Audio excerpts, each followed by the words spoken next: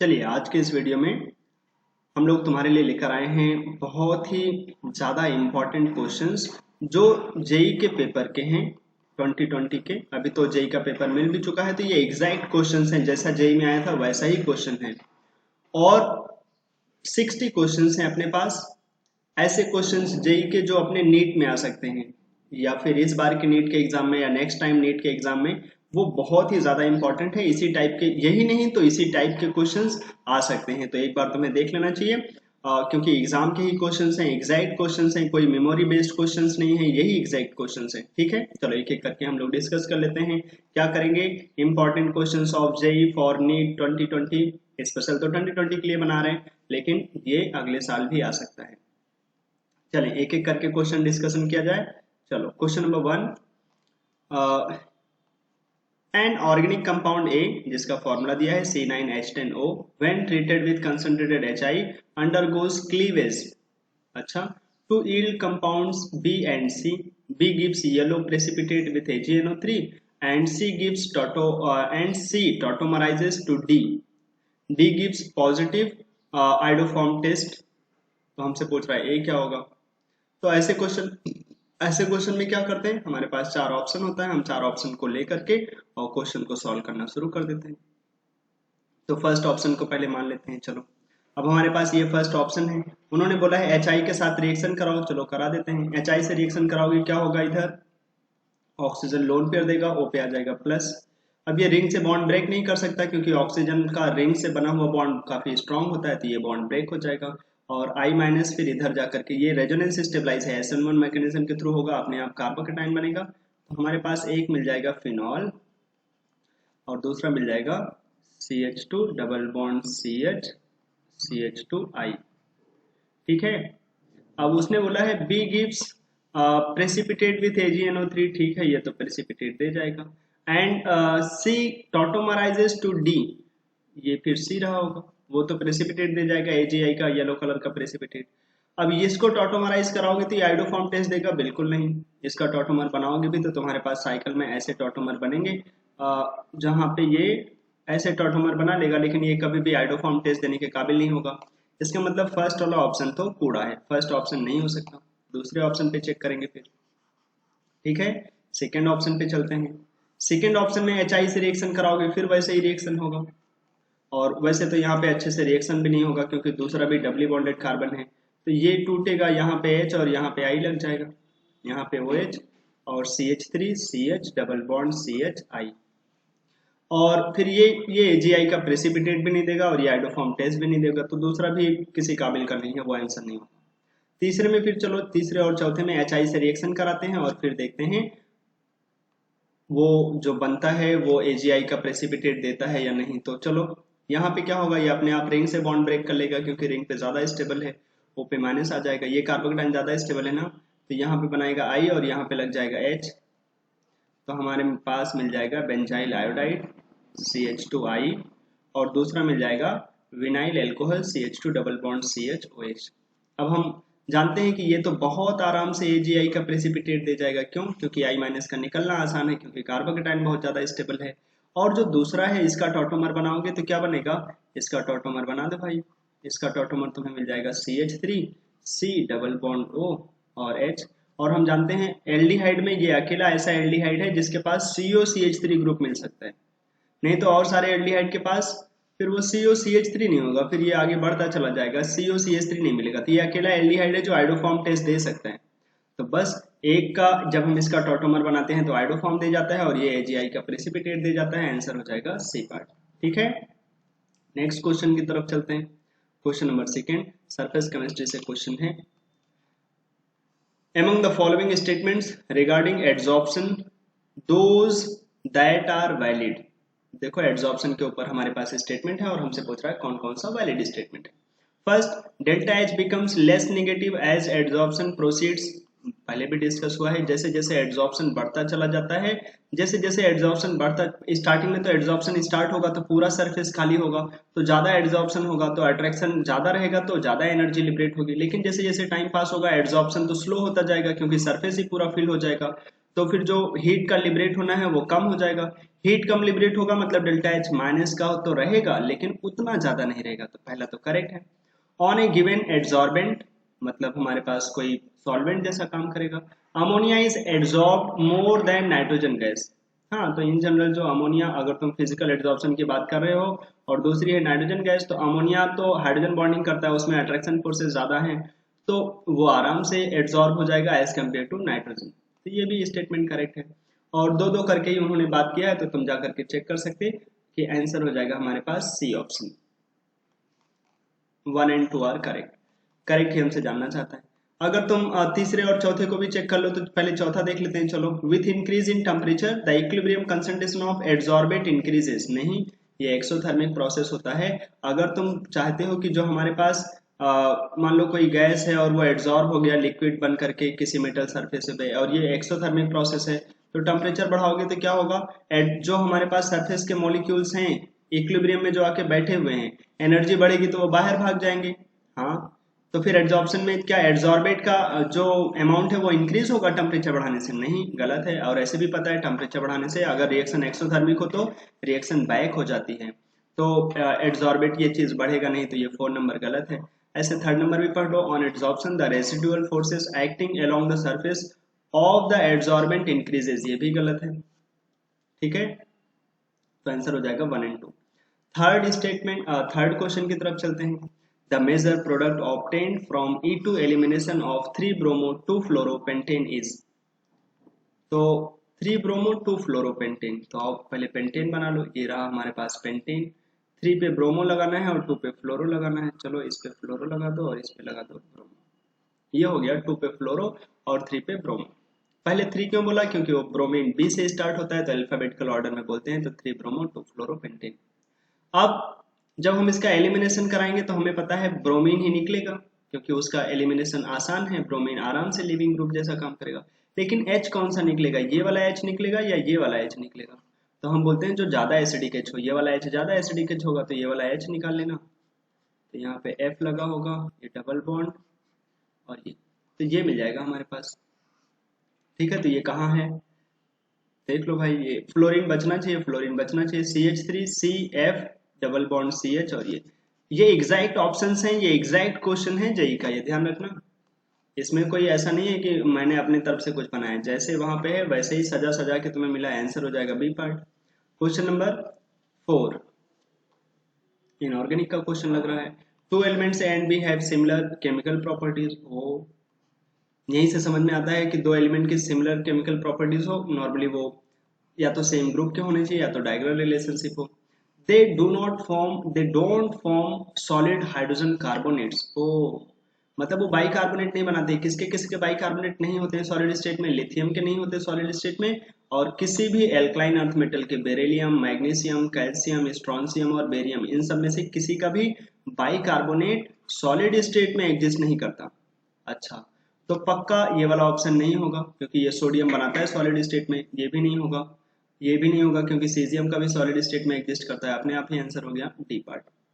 और आगे उन्होंने बोला है but react with nitrogen to form nitrite. हाँ, लिथियम और मैग्नीशियम, लिथियम अपने ग्रुप में तो अकेला है जो नाइट्रोजन से रिएक्शन करता है, और एल्कलाइन अर्थ मेटल तो सारे रिएक्शन कर जाते हैं, तो आंसर हो जाएगा last. Question number 5 chemical kinetics से क्वेश्चन है, आसान सा क्वेश्चन है। हमारे पास कुछ एक्सपेरिमेंट गिवन है और एक हमारे पास ऑर्डर है, और हमसे पूछा जा रहा है, मतलब रिएक्शन गिवन है। रिएक्शन इन जनरल कैसे गिवन है? 2 times of A plus B जा रहा है प्रोडक्ट में, तो रेट लिखेंगे, rate constant concentration of A whole to the power X concentration of B whole to the power Y. तो ऑर्डर अपने को नहीं पता है, तो पहले ऑर्डर निकालते हैं। कैसे? पहले देखो, बी कांस्टेंट है फर्स्ट और थर्ड एक्सपेरिमेंट में, और ए कितने टाइम्स हो गया फर्स्ट और थर्ड में? डबल, तो ए हो गया डबल और बी तो रहा कांस्टेंट, तो इस टाइम पे फिर रेट कितने टाइम्स हो गया? ध्यान से देखो, तो रेट हो गया डबल, तो रेट भी डबल हो गया, तो ए के रिस्पेक्ट में ऑर्डर कैसा हो गया? फर्स्ट ऑर्डर, मतलब एक्स की वैल्यू फर्स्ट हो गई। अब आगे उन्होंने दूसरा देख लो, जहां पे हमारे पास ए कांस्टेंट हो, तो अगर तुम ए को उठा के देखना चाहोगे तो फर्स्ट और सेकंड एक्सपेरिमेंट उठा लो, वहां पे ए कांस्टेंट है, बी हो गया डबल, तो बी डबल हो गया, तो 2 to the power Y equals to, rate कितने टाइम्स हुआ? 6 से 2.4 हो गया, वो एक्चुअली में 4 टाइम्स हुआ, क्योंकि वो 10 टू द पावर -3 से 10 टू द पावर -2 हुआ है ना, तो ये 4 टाइम्स हो गया। तो अगर तुम y देखना चाहो तो टू स्क्वायर करके हो जाएगा, तो y की वैल्यू 2 आ जाएगी, x की वैल्यू 1। तो हम लोग लिख सकते हैं rate equals to rate constant concentration of a to the power 1 concentration of b to the power 2। ऐसे हो जाएगा जी हाँ, rate equals to rate constant concentration of a to the power 1 concentration of b to the power 2। अब हमसे जानना चाहता है x और y, बता दो क्या होगा। बड़े आराम से हम लोग बोल सकते हैं, कैसे कैसे बोलेंगे, आओ देख लेते हैं। सबसे पहले हम लोग देख लेते हैं, किसी भी दो ऑर्डर को उठा लो जहाँ पे किसी भी दो एक्सपेरिमेंट को उठा लो जहाँ पे x आता हो। अक्सर हम कोशिश करेंगे जहाँ पे b कांस्टेंट हो। जैसे b कांस्टेंट है 0.2 से 0.2 रहा। कौन सा एक्सपेरिमेंट उठा रहे हैं, सेकेंड और 4 नंबर। यहाँ पे देखो 0.2 से 0.2 रहा, कौन, b। a कितने टाइम्स हो गया, 0.1 से x हुआ, कितने टाइम्स हुआ पता नहीं, लेकिन रेट कितने टाइम्स हुआ देखो, 2.4 से 7.2, मतलब कितने टाइम्स हो गया भाई, 3 टाइम्स हो गया। हाँ, रेट हो गया 3 टाइम्स, बी रहा कांस्टेंट, मतलब बी कांस्टेंट है, रेट हो गया 3 टाइम्स। तो ए कितने टाइम्स हुआ होगा, ए भी 3 टाइम्स हुआ होगा, तो 3 टाइम्स कर दो, 0.1 था, बाद में इसे हो जाना होगा 0.3। तो क्या पक्का x की वैल्यू हो जाएगी 0.3 ना, x की वैल्यू हो जाएगी 0.3।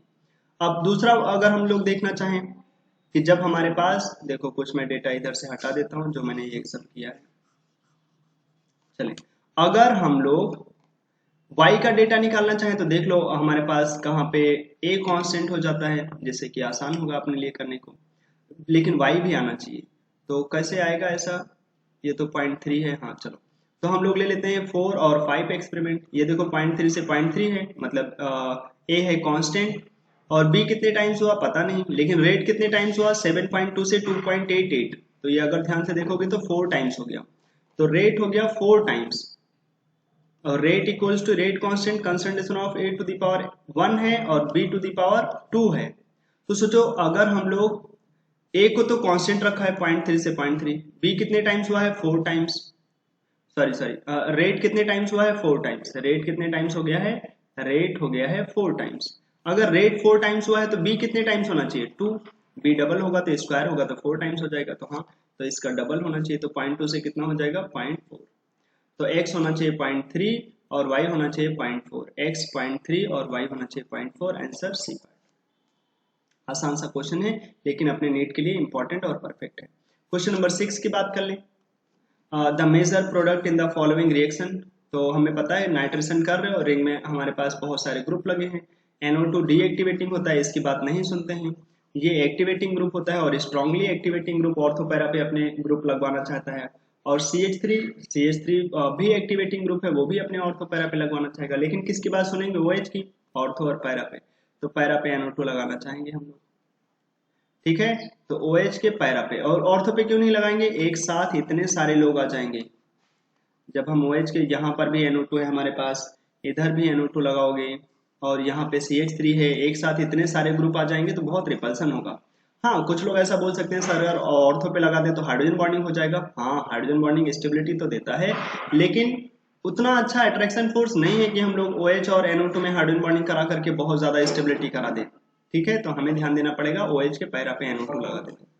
तो OH के पैरा पे NO2 लगा देंगे, OH के पैरा पे, आंसर हो जाएगा हमारे पास सी पार्ट। ठीक है, चलो क्वेश्चन नंबर, आगे चलते हैं। क्वेश्चन नंबर 7, हमारे पास arrange the following labelled hydrogen in the decreasing order of acidity. मतलब हमारे पास जो हाइड्रोजन मेंशन है उसका decreasing order of acidic strength चाहिए, Ha, Hb, Hc और Hd। ये हमारे पास 4 हाइड्रोजन हैं और इनके एसिडिक स्ट्रेंथ का डिक्रीजिंग ऑर्डर चाहिए अपने को। अच्छा, चलो बोल देते हैं। हमारे पास सबसे ज्यादा एसिडिक कौन होते हैं, कार्बोक्सिलिक एसिड। ऐसे तो कार्बोक्सिलिक एसिड से भी अच्छा होता है SO3H, उसके बाद हमारे पास कार्बोक्सिलिक एसिड। तो यहाँ पे तो जो भी एसिड्स हैं सबसे अच्छा तो कार्बोक्सिलिक एसिड होगा, तो B will be stronger acid as compare to others, तो B तो अच्छा ही होगा। ठीक है, उसके बाद एक मिनट, कहाँ भाग गए, उसके बाद क्या होगा, बी के बाद बोलेंगे एल्कोहल को। देखो एल्काइन तो सबसे बेकार होगा भाई, एल्काइन तो एल्कोहल से भी बेकार होता है, और ये तो सब फिनॉल वाले हैं, फिनॉल तो वाटर से भी अच्छा होता है, तो ए तो सबसे बेकार होगा, बी सबसे अच्छा, ए सबसे खराब। और इतने से ही ये एग्जैक्ट ऑप्शंस हैं जो जेई में थे, उतने से ही आंसर आ जाता है, बी सबसे अच्छा और ए सबसे खराब। लेकिन चलो अगर और भी देखना हो तो कौन सा OH का H ज्यादा एसिडिक होगा, इस D वाले का या C वाले का? पक्का C वाले का, क्योंकि जब ये निकलेगा तो इसके ऑर्थो और पैरा, पैरा पे जाएगा तो माइनस और NO2 मिलेगा, उससे रेजोनेंस ज्यादा स्टेबलाइज होगा वो। जबकि यहाँ से अगर H प्लस निकालोगे तो वो ऑर्थो पैरा पे जाएगा और वहां से उसको कोई रेजोनेंस नहीं मिलेगा, तो C वाला ज्यादा अच्छा होगा as compare to D। Answer हो जाएगा BCDA, answer C part. Question number 8, आसान सा क्वेश्चन है, देख लेते हैं। क्वेश्चन नंबर 8 क्या बोला है अपने से? 3 elements X, Y and Z are in the third period of the periodic table। अच्छा ठीक है, थर्ड पीरियड में है। The oxides of X, Y and Z are respectively basic, amphoteric and acidic। मतलब जो हमारे पास X है वो कैसा है? X है बेसिक, Y कैसा है अपने पास? एम्फोटेरिक, और जो Z है वो कैसा है? एसिडिक। ठीक है, तो हमें पता है कि हमारे पास X सबसे पहले आना चाहिए पीरियोडिक टेबल में, क्योंकि स्टार्टिंग में बेसिक मिलता है, बीच में जाकर के एम्फोटेरिक मिलता है और लास्ट में एसिडिक मिल जाते हैं। तो हमसे जानना चाहता है करेक्ट एटॉमिक नंबर का जो ऑर्डर होगा X, Y, Z का, वो क्या हो जाएगा? X सबसे छोटा होगा, फिर Y, फिर Z। ठीक है, तो आंसर अगर ढूंढोगे तो तुम्हें क्या मिल जाएगा? Answer X, Y, Z, answer हो जाएगा सेकेंड पार्ट। क्वेश्चन नंबर 9 में देख लो, the one that is not expected to show isomerism. कौन है जो आइसोमेरिज्म नहीं शो कर सकता? ऐसे अक्सर क्वेश्चन नीट में आया करते हैं। ये तो शो करेगा ऑक्टाहेड्रल कॉम्प्लेक्स है एक, हम लोग इसका बना सकते हैं सिस, जहाँ पे दो वाटर मॉलिक्यूल पास पास में हो, और एक हम बना सकते हैं इसका ट्रांस, जहाँ पे दो वाटर मॉलिक्यूल दूर दूर हो। तो पहला तो शो करेगा। दूसरा ज्योमेट्रिकल नहीं शो करता लेकिन ऑप्टिकल शो कर जाता है। क्यों? क्योंकि हम जानते हैं कि जब हम उसमें कोऑर्डिनेशन दिलाते हैं तो EN कोऑर्डिनेशन देगा, EN कोऑर्डिनेशन देंगे और EN कोऑर्डिनेशन देंगे। बाई सिमेट्रिकल बाइडेंटेड लिगेंड तो हैं। अब ऐसा लगता है कि तुम्हें इसके अबाउट सिमेट्री मिल रहा होगा, लेकिन एक्चुअली में यहाँ पे कोई भी सिमेट्री नहीं हो पाता। ठीक है, कोई भी सिमेट्री नहीं रहता, किसी भी एक्सिस के अबाउट अगर तुम देखोगे तो सिमेट्री नहीं रहता, इसीलिए ये ऑप्टिकली एक्टिव होता है, ज्योमेट्रिकल नहीं देता। लेकिन आइसोमेरिज्म तो शो कर सकता है, ऑप्टिकल शो कर सकता है। NiNH3 होल ट्वाइस Cl2, ये है Ni2 प्लस का केस, 4s0 3d8, और दो अमोनिया और दो क्लोरीन है। क्लोरीन इतने अच्छे लिगेंड नहीं होते तो नेट में इनकी पेयरिंग नहीं हो पाता, और ये होता है sp3। और वैसे भी तुम्हारा ऑप्शन बहुत ही पक्का हो जाना चाहिए सी ऑप्शन, क्योंकि डी में प्लेटिनम है और प्लेटिनम 2 प्लस है, वो तो स्क्वायर प्लेनर होता है हमेशा ही DsP2 हाइब्रिडाइजेशन के साथ। तो दो अमोनिया दो क्लोरीन लगे हैं, वो क्या होता है? वो तो दो फॉर्म में रह सकता है, एक सिस प्लेटिन कैंसर में यूज होता है, कैंसर के ट्रीटमेंट के लिए, एक होता है हमारे पास ट्रांसप्लेटिन। हाँ, तो सिस प्लेटिन और ट्रांसप्लेटिन वो तो पक्का शो करता है, तो पक्का सी वाला नहीं शो करता होगा। एक्चुअली में सी वाला sp3 हाइब्रिडाइज है, टेट्राहेड्रल है। और अगर sp3 हाइब्रिडाइज टेट्राहेड्रल होगा तो फिर वो ना तो GI शो कर सकता है, अगर चारों अलग होता तो Y शो कर सकता था, लेकिन अभी तो नहीं कर पाएगा। ज्योमेट्रिकल में कोई एंगलमेंट चेंज नहीं होगा, चाहे सारे लिगेंड क्यों ना डिफरेंट हो। तो आंसर हो जाएगा सी पार्ट। ठीक है, चलो नेक्स्ट क्वेश्चन देख लेते हैं हम लोग। क्वेश्चन नंबर 10, द शेप या फिर structure of HCF5 minus and HCO3F2 are respectively. तो एक बार बॉन्डिंग वाली चीजों को देख लेना, आता है यहाँ से क्वेश्चन। ये देख लो 5 सिग्मा, जेनॉन क्लास में होते हैं 8, माइनस का मतलब 1 इलेक्ट्रॉन और गेन कर लिया, और 5 फ्लोरीन लगे हैं तो 5 इलेक्ट्रॉन यूज हो जाएंगे, तो 4 इलेक्ट्रॉन बचेंगे। 4 इलेक्ट्रॉन बचेंगे मतलब कितने लोन पेयर? 2 lone pair. तो 5 सिग्मा और, तो हमारे पास कितना हो जाएगा HCF5 माइनस में? 5 सिग्मा और 2 लोन पेयर। तो हमारे पास पेंटागोनल बाई पिरामिडल होता है 5 सिग्मा और 7 सिग्मा 0 लोन पेयर से। 2 लोन पेयर है तो हम अक्सर यहाँ पे लोन पेयर कहाँ रखना चाहेंगे? प्लेन के ऊपर और प्लेन के नीचे। क्यों प्लेन के नीचे? अगर प्लेन में रख दोगे तो 72 डिग्री वाले एंगल होने की वजह से रिपल्सन ज्यादा हो जाता है। तो नेट में ज्योमेट्री हमारे पास पेंटागोनल प्लेनर, क्या हो जाएगा? Pentagonal planar. तो पहला होगा पेंटागोनल प्लेनर, अपने आप आंसर ए पार्ट बन जाता है। और दूसरा देख लोगे तो HCO3F2 और जेनॉन क्लास में होते हैं 8, 6 इलेक्ट्रॉन ऑक्सीजन यूज कर लेगा, क्योंकि एक ऑक्सीजन 2 इलेक्ट्रॉन यूज करता है, और एक फ्लोरीन तो एक यूज करेगा, 2 फ्लोरीन 2, तो सारे इलेक्ट्रॉन यूज हो जाएंगे, कोई लोन पेयर नहीं होगा। तो ये 5 सिग्मा 0 लोन पेयर का केस है। 5 सिग्मा 0 लोन पेयर क्या होगा? Triangular bi pyramidal. और ये बहुत इंपॉर्टेंट भी है, 2 फ्लोरीन ऊपर रहेंगे और 3 जो ऑक्सीजन है वो ऐसे इक्वेटोरियल पोजीशन में डबल बॉन्डो डबल बॉन्डो डबल बॉन्डो करके पड़े रहेंगे। तो आंसर हो जाएगा हमारे पास ए पार्ट। ठीक है, क्वेश्चन नंबर 11 की तरफ देख लेते हैं। 11 नंबर क्वेश्चन इंपॉर्टेंट है, इस पे ध्यान देकर रखना। ऐसे क्वेश्चंस कुछ और करके, एक चीज और ध्यान रखना, जो लंदन डिस्पर्जन फोर्स है कुछ इसी तरीके से हाइड्रोजन बॉन्डिंग भी वेरी करता है। ठीक है, तो ion ion dipole ion ion attraction force की बात कर रहा है कि वो कैसे वेरी करता है, डाइपोल डाइपोल कैसे वेरी करते हैं, और लंदन डिस्पर्जन फोर्स कैसे वेरी करता है। ये सब एनसीईआरटी में स्टेट्स ऑफ मैटर में गिवन है। लंदन डिस्पर्जन फोर्स 1/r⁶, मतलब जो थर्ड होगा ना उसका आंसर होगा 4। इस पे वेरी करता है London dispersion force. Distance between two particles जो अगर r है तो उनके 6th रूट के इनवर्सली प्रोपोर्शनल होता है, उनके 6 पावर के इनवर्सली प्रोपोर्शनल होता है। थर्ड का हो जाएगा 4। हमारे पास थर्ड का 4 अगर तुम ऑप्शंस पे ध्यान दोगे ना साथ साथ में तो तुम्हें शायद हेल्प मिले। थर्ड पे 4 होगा, हाँ। अब वन पे, अब अगर थर्ड पे 4 है तो पहले का अपने आप क्लियर हो गया, इसीलिए क्योंकि ये एक्चुअली में आयन आयन वाला पार्ट जो है एनसीईआरटी में केमिस्ट्री में नहीं गिवन है, ये फिजिक्स का पार्ट है। तो अगर उन्होंने उसके इसलिए उन्होंने ऑप्शन ऐसे सजाए हैं कि तुम्हें जरूरत नहीं है, तुम्हें थर्ड पता है लंदन डिस्पर्जन फोर्स, हाँ, तो अपने आप आंसर या तो बी होगा या तो डी होगा।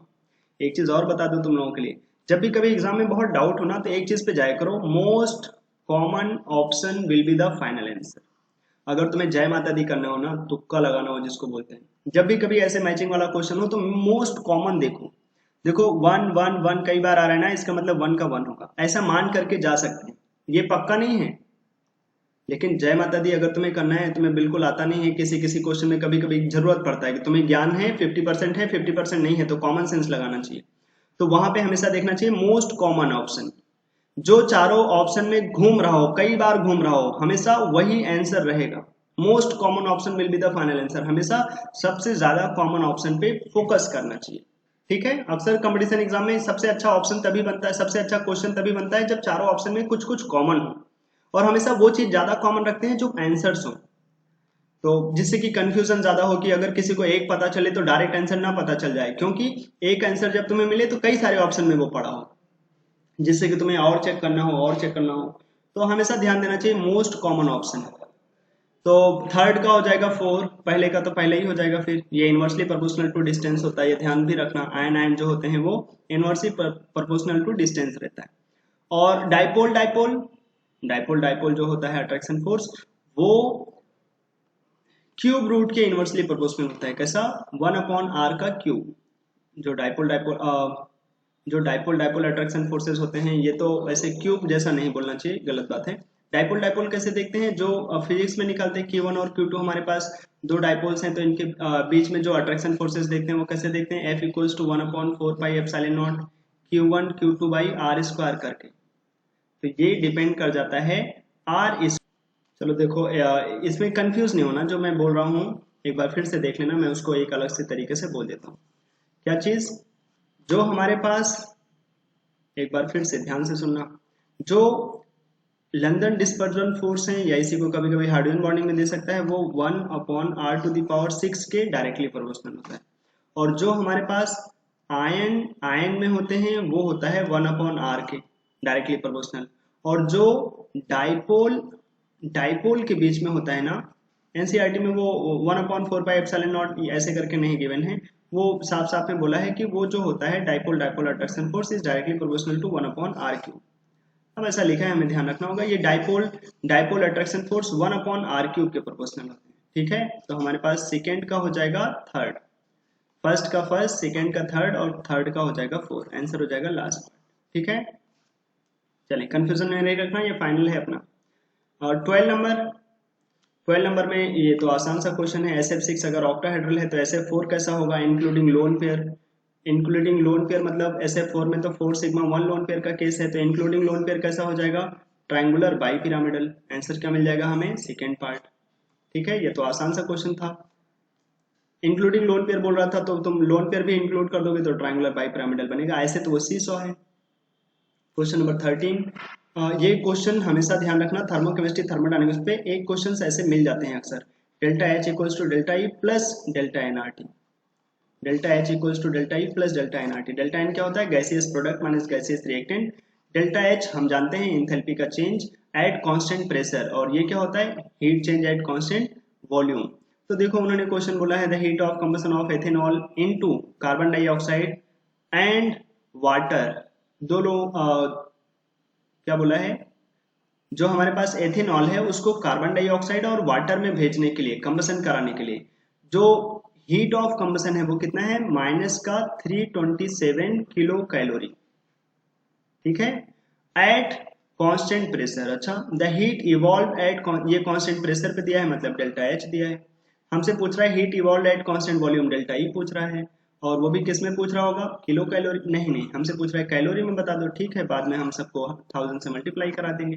तो हम बस इक्वेशन बना देते हैं, उसको सॉल्व कर लेना। डेल्टा एच 327 किलो कैलोरी है तो उसको कैलोरी में कर देते हैं, into 1000 equals to delta E plus delta N R T. उसके लिए तुम्हें लिखना पड़ेगा कंबसन। एथेनॉल क्या होता है, C2H5OH, और ये होता है लिक्विड। इसको जलाओ, कहाँ जाएंगे, 2 CO2 गैस में और वाटर लिक्विड में। वाटर लिक्विड कितना बन जाएगा भाई, वाटर लिक्विड एक बार बैलेंसिंग में ध्यान से देखोगे तो तुम्हारे पास हाइड्रोजन कितने हैं, 5 और 1 6, अक्सर एक ही मोल का कंबसन कराते हैं, तो यहाँ पे 3 वाटर हो जाएगा।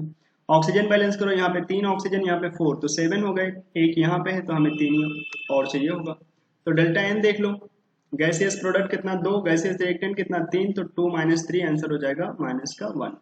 तो डेल्टा एन हो जाएगा -1, डेल्टा एन क्या हो जाएगा, माइनस का, एक सेकेंड, -1। आर की वैल्यू हमें कैलोरी में चाहिए तो आर की वैल्यू 2 उन्होंने बोला है, मान लेना। और टेम्परेचर किस में रखेंगे, टेम्परेचर रखेंगे केल्विन में, 27 डिग्री सेल्सियस है तो 300 केल्विन, बस डेल्टा ई निकाल लेना, आंसर आ जाएगा कैलोरी में, ठीक है।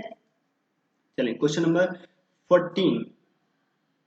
ऐसे तो ये क्वेश्चंस हम लोगों ने पहले भी सॉल्व कर रखा है, लेकिन देख लेते हैं एक बार फिर से। हेनरीज कांस्टेंट, हमेशा ध्यान रखें जब कभी भी हेनरीज कांस्टेंट जितना कम होगा सॉल्युबिलिटी उतना ज्यादा होगा।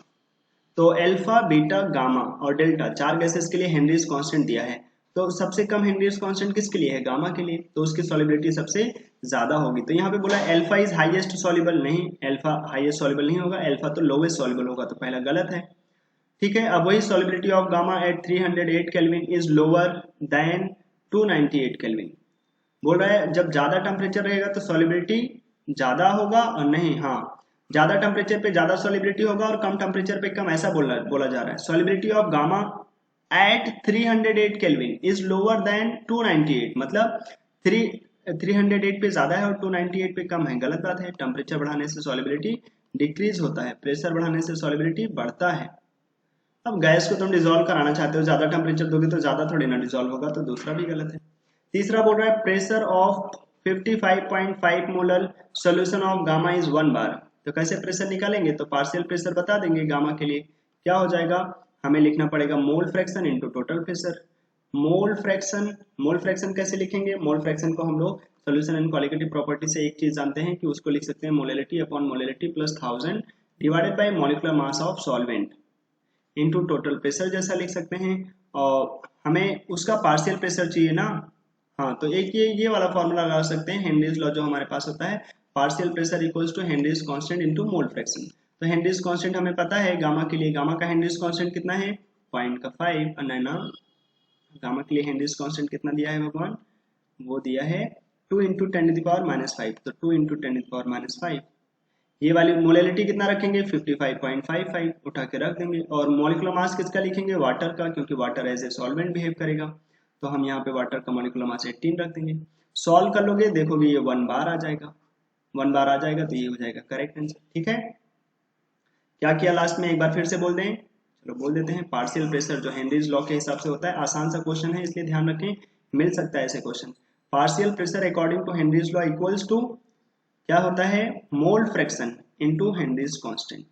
तो मोल फ्रैक्शन कैसे लिख दिया, molality upon molality plus 1000 divided by molecular mass of solvent into Henry's constant KH। बस में वैल्यूज रखना है, देखोगे सी पार्ट शायद करेक्ट हो जाएगा, आंसर हो जाएगा। क्वेश्चन नंबर 15 हमसे बोल रहा है किसका, ऐसे क्वेश्चन पहले जेई में आ चुके हैं और तुमने टेस्ट में भी मेरे यहाँ देखे होंगे। विच of the following compounds produces N optically inactive compound on hydrogenation. Hydrogenation कराने पे ऑप्टिकली इनएक्टिव मिलेगा। तो देखो इसका जब तुम हाइड्रोजनेशन कराओगे तो ये तो ऑप्टिकली एक्टिव ही रहेगा। जब तुम इधर पूरा सिंगल बॉन्ड कर दोगे तो इधर कुछ और ग्रुप है, इधर कुछ और है, चारों अलग अलग है। इसका रिडक्शन कराओगे तब भी तुम्हें चारों अलग अलग मिलेंगे, इसका रिडक्शन कराओगे तब भी तुम्हें चारों अलग अलग मिलेंगे। लेकिन जब तुम इसका रिडक्शन करा दोगे तो देखो जैसा इधर है वैसा इधर है, तो आंसर हो जाएगा लास्ट पार्ट। आसान सा है और नीट के लिए परफेक्ट है।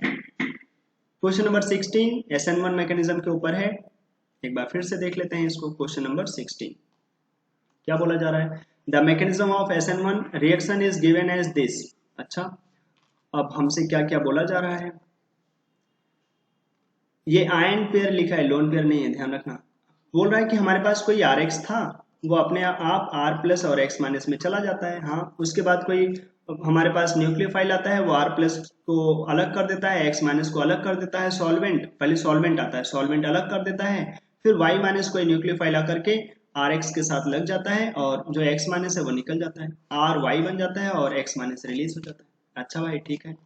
अब वो हमारे पास बोल रहा है कि फिर हमारे पास इसके लिए 4 स्टेटमेंट गिवन है। 1 2 3 4, हमें सारे स्टेटमेंट देखने हैं और बताने हैं। तो बोल रहा है कि first, the reaction is favoured by weak nucleophiles, बिल्कुल सही है, अक्सर हम लोग SN1 मैकेनिज्म में वीक न्यूक्लियोफाइल ही लेकर जाते हैं।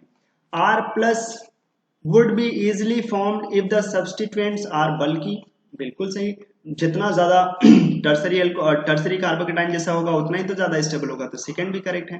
Third, the reaction is accompanied by racemization, हाँ, अगर कभी चिराल कार्बन हो तो फिर पहले तो वो उसके चिराल सेंटर गायब हो जाता है कार्बोकेटाइन बनने से, और फिर से जब वो चिराल बन जाएगा तो दो कॉन्फ़िगरेशन मिल जाता है, R और S, 50-50%, इसलिए बोलते हैं वो रेसमिक मिक्सचर बन जाता है, रेसमाइजेशन हो जाता है, ये भी करेक्ट है। Last, the reaction is favoured bye non polar solvent, नहीं नहीं, पोलर सॉल्वेंट। अक्सर हम कैसा सॉल्वेंट यूज करते हैं, पोलर। कैसा सॉल्वेंट यूज करते हैं, पोलर सॉल्वेंट यूज करते हैं, वाटर, एल्कोहल ऐसा लेकर जाते हैं। ठीक है, तो आंसर क्या हो जाएगा, 1 2 एंड 3, आंसर हो जाएगा सी पार्ट। और एक चीज ध्यान रखें, जब भी कभी ऐसा क्वेश्चन हो और तुम अभी अभी एग्जाम देने के लिए जा रहे, एक ऑप्शन में दे दिया ऑल, तुम्हें बहुत डाउट है ना, तो ऑल वाले पे टिक कर देना। जब भी कभी ऐसे 4 स्टेटमेंट दिए हो और 4 ऑप्शन में से एक में दिया हो ऑल आर करेक्ट, तो अक्सर वो ऑल आर करेक्ट ही आंसर होता है, ये ध्यान रखना। अगर कभी ऑल आ जाए, चाहे फिजिक्स में हो, केमिस्ट्री में हो, कहीं पर भी अगर ऑल करके आया ना, तो वही आंसर होगा। चलें आगे, question number 17, which one of the following compounds possesses most acidic hydrogen, किसके पास सबसे ज्यादा एसिडिक हाइड्रोजन होगा भाई, थोड़ा सा बड़ा किया जाए इन लोगों को। सबसे ज्यादा एसिडिक हाइड्रोजन कहाँ मिलेगा, देखो, मोस्ट एसिडिक हाइड्रोजन कहाँ मिलेगा। हम बोलेंगे देखो भाई, जब तुम पहले वाले से H निकालोगे तो CH पे माइनस चार्ज आ जाएगा, और उसके पास कितने CN लगे हैं, दो दो CN। CN के साथ क्या कुछ होगा, हाँ, क्या होगा, रेजोनेंस। और कैसे, ऐसे होगा रेजोनेंस, बहुत भयंकर तरीके से रेजोनेंस करेंगे, और CN खींचते भी बहुत भयंकर हैं, तो ये बहुत ज्यादा स्टेबलाइज करा देंगे। और जब तुम यहाँ से H प्लस निकालोगे, ठीक है चलो, माइनस चार्ज आएगा, इधर CO से करेगा, इधर CO से करेगा, इधर भी CO से करेगा, लेकिन सब जगह OMe लगा हुआ है। तो OMe क्या करते हैं, रेजोनेंस को अच्छे से होने नहीं देते, जबकि यहाँ पे जब CN से रेजोनेंस होगा ना, बहुत बेहतरीन तरीके से रेजोनेंस होता है। और यहाँ पे तो बोला ही क्या जाए, एल्काइन बहुत वीक होते हैं, और जो यहाँ पे है, ऐसे तो कार्बोनिल कंपाउंड एसिडिक होते हैं, उनका अल्फा H निकल करके CO से रेजोनेंस करता है, लेकिन C से अच्छा तो D ही होगा, लेकिन सबसे अच्छा होगा A। क्यों, क्योंकि जब वहां से H प्लस निकलेगा तो दोनों CN से बहुत अच्छे से रेजोनेंस करेगा, जबकि जो हमारे पास D वाला है, वहां पे 3 CO से तो करेगा, लेकिन वहां पे OMe लगे हैं, और एक भी CO से अच्छे से रेजोनेंस नहीं हो पाएगा, तो मेरे हिसाब से आंसर हो जाएगा फर्स्ट। क्वेश्चन नंबर 18, हमसे पूछा है an acidic buffer solution is obtained by acidic buffer. पहले में बोल रहा है 100 ml of 0.1 molar of acetic acid, उसको मिलाया जा रहा है किससे, 100 ml ऑफ 0.1 मोलर NaOH से। तो ये कितना है, 10, मल्टीप्लाई करा लेते हैं, ये कितना है 100 इंटू 0.1, ये भी 10 है, तो 10-10 मिलकर के क्या बफर बनाएंगे, नहीं, ये तो खत्म हो जाएंगे दोनों ही। ये स्ट्रॉन्ग एसिड कोई सी सॉल्ट को मिला करके बफर बना सकते हैं क्या, नहीं, कोई न्यूट्रल सॉल्ट है और तुमने स्ट्रॉन्ग एसिड डाल दिया, तो ये तो ऐसे ही बेकार हो गया। सी ऑप्शन, ये इसमें देखो 100 ml ऑफ 0.1 मोलर, मतलब ये वाला पार्ट कितना है 10, और वो कितना है 20, तो क्या स्ट्रॉन्ग वाला ज्यादा होना चाहिए, नहीं, ये भी गलत है, अपने आप आंसर हो जाएगा डी पार्ट, वहीं से बना सकते हैं।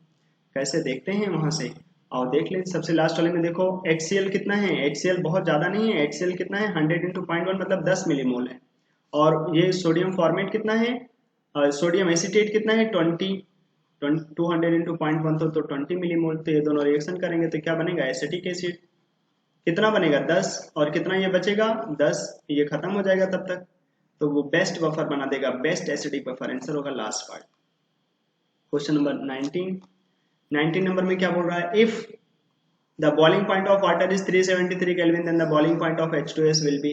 ये पता है, हमारे पास वाटर का बॉइलिंग पॉइंट सबसे ज्यादा मिलता है, फिर मिलता है H2, जो हमारे पास ये फैमिली है H2O, H2S, H2TE और H2PO। इसमें वाटर का हाइड्रोजन बॉन्डिंग सबसे ज्यादा हो जाता है। Oxygen, sulphur, tellurium, oxygen, sulphur. यहाँ पे देखो कुछ चीजें हम लोगों ने फिर से छोड़ दिया है। क्या चीज होना चाहिए था? ऑक्सीजन, सल्फर, फिर सेलेनियम, H2S, H2Se, H2Te। तो H2Te से भी वाटर का बॉइलिंग पॉइंट ज्यादा होता है। नेट में बॉइलिंग पॉइंट का ऑर्डर ये है, सबसे ज्यादा वाटर का। क्यों भाई? हाइड्रोजन बॉन्डिंग की वजह से।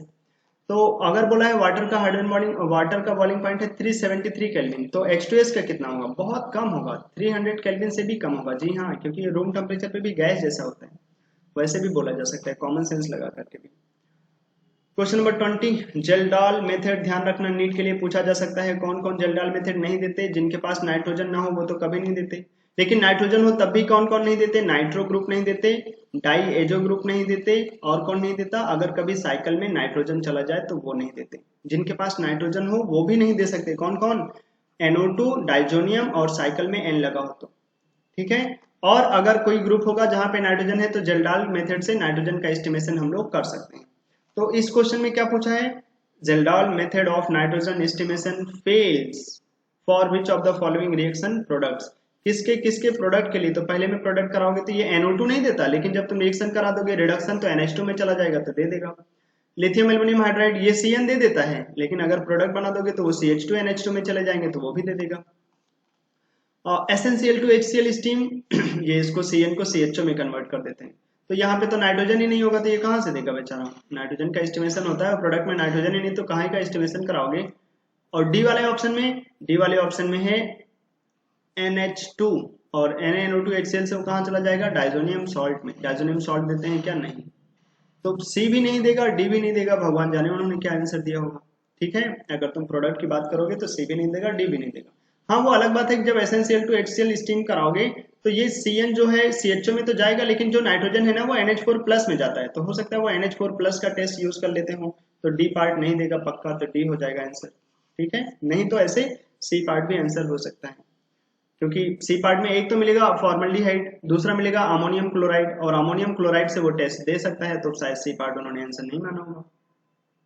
एक चीज ये याद रखना, मैं दिखा देता हूं, अभी इसके ऊपर क्वेश्चंस आने लगे हैं। आईपेक नेमिंग, अगर हमारे पास एटॉमिक नंबर 100 या उससे ज्यादा हो जाता है हम लोग कैसे देते हैं? 0 के लिए यूज करते हैं नील, 1 के लिए अन, 2 के लिए बाई, 3 के लिए ट्राई, 4 के लिए क्वाड, 5 के लिए पेंटा, 6 के लिए हेक्सा, 8 के लिए ऑक्ट, और 9 के लिए इन। ठीक है, 9 के लिए इन, ENN करके। तो इसका यूज करके नाम लिखा जा सकता है। जैसे किसी ने बोला 111 का नाम बोलो, तो बोलेंगे 1 क्या है? अन, तो लिखेंगे अन, फिर 1 है तो फिर लिखेंगे अन, फिर 1 है तो लिखेंगे अन, अन अन अन, उसके बाद IUM लास्ट में, तो ये हो गया नाम।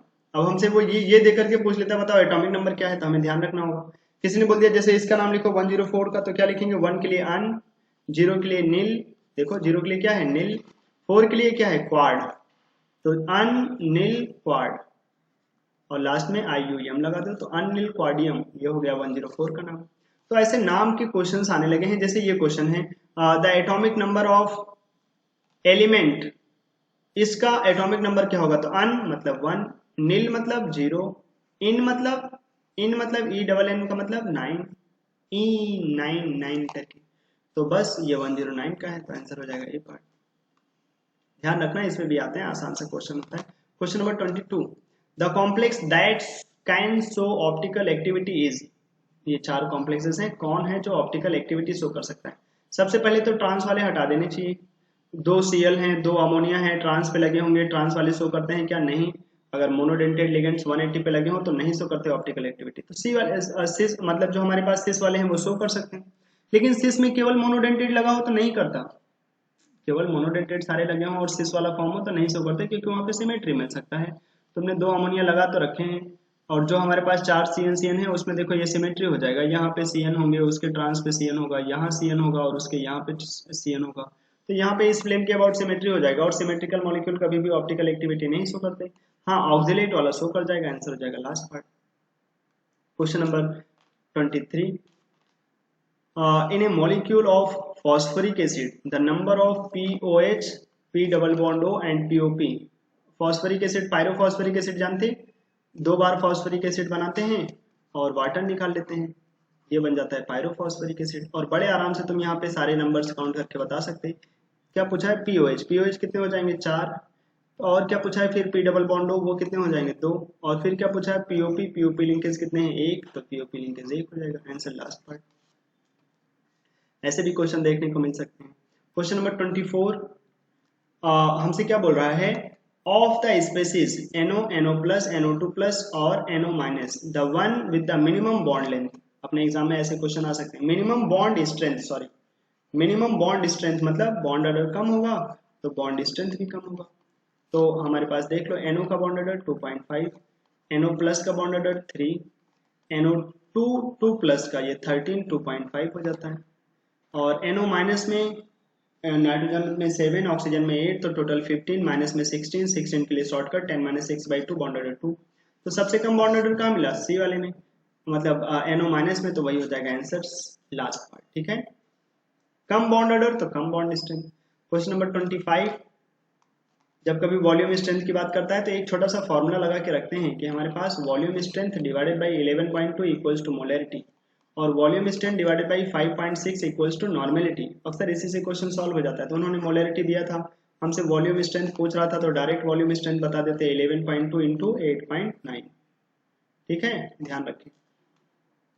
क्वेश्चन नंबर 26, कुछ लोगों को ऐसे क्वेश्चंस देख करके बहुत डर लगता है, इतना बड़ा सा लिखा हुआ है, यहाँ पे OH है, यहाँ पे OH है, यहाँ पे OH है, यहाँ पे OH है, 4 OH है, क्रोमिक एनहाइड्राइड से रिएक्शन करा रहा है और P बन रहा है। क्रोमिक एनहाइड्राइड क्या है? एक हिसाब से जोन्स रिएजेंट जैसा काम करता है। CrO3 क्या करता है? प्राइमरी अल्कोहल को एसिड में लेकर जाता है, प्राइमरी अल्कोहल एसिड में चले जाते हैं, सेकेंडरी अल्कोहल कीटोन में चले जाते हैं, टर्सरी अल्कोहल का कुछ नहीं होता।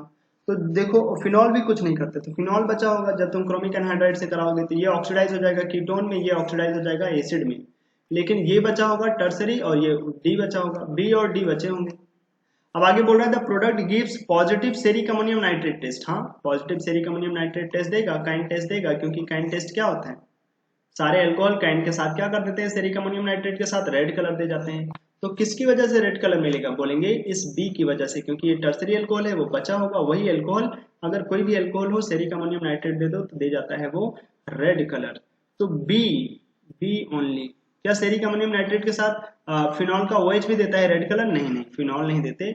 एल्कोहल का ये ग्रुप टेस्ट है, केवल बी होगा, ओनली बी। ठीक है, क्वेश्चन नंबर 26 अच्छा सा क्वेश्चन है, इस पे ध्यान देना, ये क्वेश्चन अपने एग्जाम में देखने को मिल सकते हैं। क्या है? Consider the following molecule. ठीक है, पहला ध्यान से देखो, सैलिसिलिक एसिड है ऑर्थो वाला, दूसरा वाला सैलिसिलिक एसिड है पैरा वाला। पहले तो ये बताओ दोनों में कौन अच्छा एसिड? ऑर्थो और पैरा में से कौन अच्छा होता है? Ortho salicylic acid is stronger than para salicylic acid. Reason? Hydrogen bonding, ये भी ध्यान रखना। अब फर्स्ट स्टेटमेंट देखो, अब ये तो पता हो गया एसिडिक स्ट्रेंथ, ठीक है। अब हमसे बोला है फर्स्ट वाला, second is more likely to be crystalline than first. अब ये क्रिस्टलाइन वाली बात तुम नहीं जानते, थोड़ी देर के लिए इसको पेंडिंग में रखें। Second number, second has higher boiling point than first. Second है ये पैरा वाला पार्ट, पैरा वाले में क्या होता है? Intermolecular hydrogen bonding. तो इंटरमोलिकुलर हाइड्रोजन बॉन्डिंग क्या कर देता है? बॉइलिंग पॉइंट बढ़ा देता है। तो ये तो सही है, सेकेंड वाला सही है, तो सेकेंड पक्का होना चाहिए। तो अब ऑप्शन में आओ, सेकेंड पक्का होना चाहिए, तो आंसर या तो होगा फर्स्ट या तो होगा लास्ट। देख लो भाई, सेकंड पक्का होना चाहिए क्योंकि ये सही है और हमसे करेक्ट ही पूछा जा रहा है, तो सेकंड पक्का होना चाहिए। अब थर्ड देख लेते हैं, अगर थर्ड होगा तो पता चल जाएगा, अपने आप आंसर पता चल जाएगा। अगर सेकंड के साथ थर्ड हुआ तो डी आंसर हो जाएगा। अब क्या बोला है थर्ड नंबर में? Two dissolves more readily than first in water. भाई 1 और 2 में कौन अच्छा एसिड है? ये जो हमारे पास 1 और 2 लिखा है, कौन अच्छा एसिड है? फर्स्ट, ये अच्छा एसिड है। अगर ये अच्छा एसिड है तो जो अच्छा एसिड होगा वो पानी में आराम से डिसॉल्व हो जाएगा, तो पहला आराम से डिसॉल्व होगा। First one will be more soluble, यहाँ पे क्या बोला है? 2 ज्यादा सॉल्युबल होगा, तो क्या थर्ड वाला आंसर होगा? नहीं होगा, क्योंकि उन्होंने बोला है 2 डिसॉल्व्स मोर रेडिली देन 1। जो ये है पैरासैलिसिलिक एसिड वाटर में ज्यादा डिसॉल्व होगा, ऑर्थो वाले से नहीं। ऑर्थो वाला अच्छा एसिड है तो वो अच्छे से डिसॉल्व होगा, वही तो आराम से H+ रिलीज करेगा जो अच्छा एसिड है। तो ये वाला गलत स्टेटमेंट दिया है जो हमारे पास थर्ड है, तो थर्ड नहीं होना चाहिए, तो अपने आप बी चला गया और डी भी चला गया। सेकेंड होना चाहिए, अपने आप फर्स्ट पार्ट हो गया। ऐसे क्वेश्चंस ऐसे ही करते हैं, ठीक है, आंसर हो जाएगा फर्स्ट पार्ट। इसका मतलब second is more likely to be crystalline than first, बस। क्वेश्चन नंबर 27 अच्छा सा लेकिन सीक्वेंस में करके दिया है, लेकिन बहुत टफ क्वेश्चन नहीं है। ठीक है, हमसे क्या पूछा है, ध्यान से देखो। The compound A in the following reaction, A की रिएक्शन करा रहा है इसके साथ, ठीक है, बन गया कुछ, बी बना होगा। फिर बी की ओजोनोलिसिस करा दिया, कैसे, रिडक्टिव ओजोनोलिसिस, तो सी और डी बन गया। अब जो सी बना उसका KOH के साथ रिएक्शन करके हीट कर दिया, तो ये दो मिले। ये कौन सी रिएक्शन है, कैनिजारो।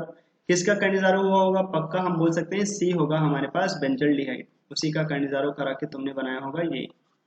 अब आगे क्या बोला है, हमने डी की रिएक्शन बेरियम हाइड्रोक्साइड के साथ कराया, तो alpha beta unsaturated carbonyl compound मिला। ओ, ये alpha beta unsaturated carbonyl compound किसकी वजह से आया होगा, एसीटोन की वजह से। ध्यान से देखो, एसीटोन की वजह से, तो डी रहा होगा एसीटोन। अगर तुम्हें प्रोडक्ट पता चल जाए तो रिएक्टेंट कैसे बताते हैं, ओजोनोलिसिस में नहीं बताया गया, क्या बताया गया है, और यही कराया भी गया होगा ऐसे, तो ये बन जाएगा। सी डबल बॉन्ड दोनों का पास मिला के निकाल दो, तो ये हो जाएगा बी।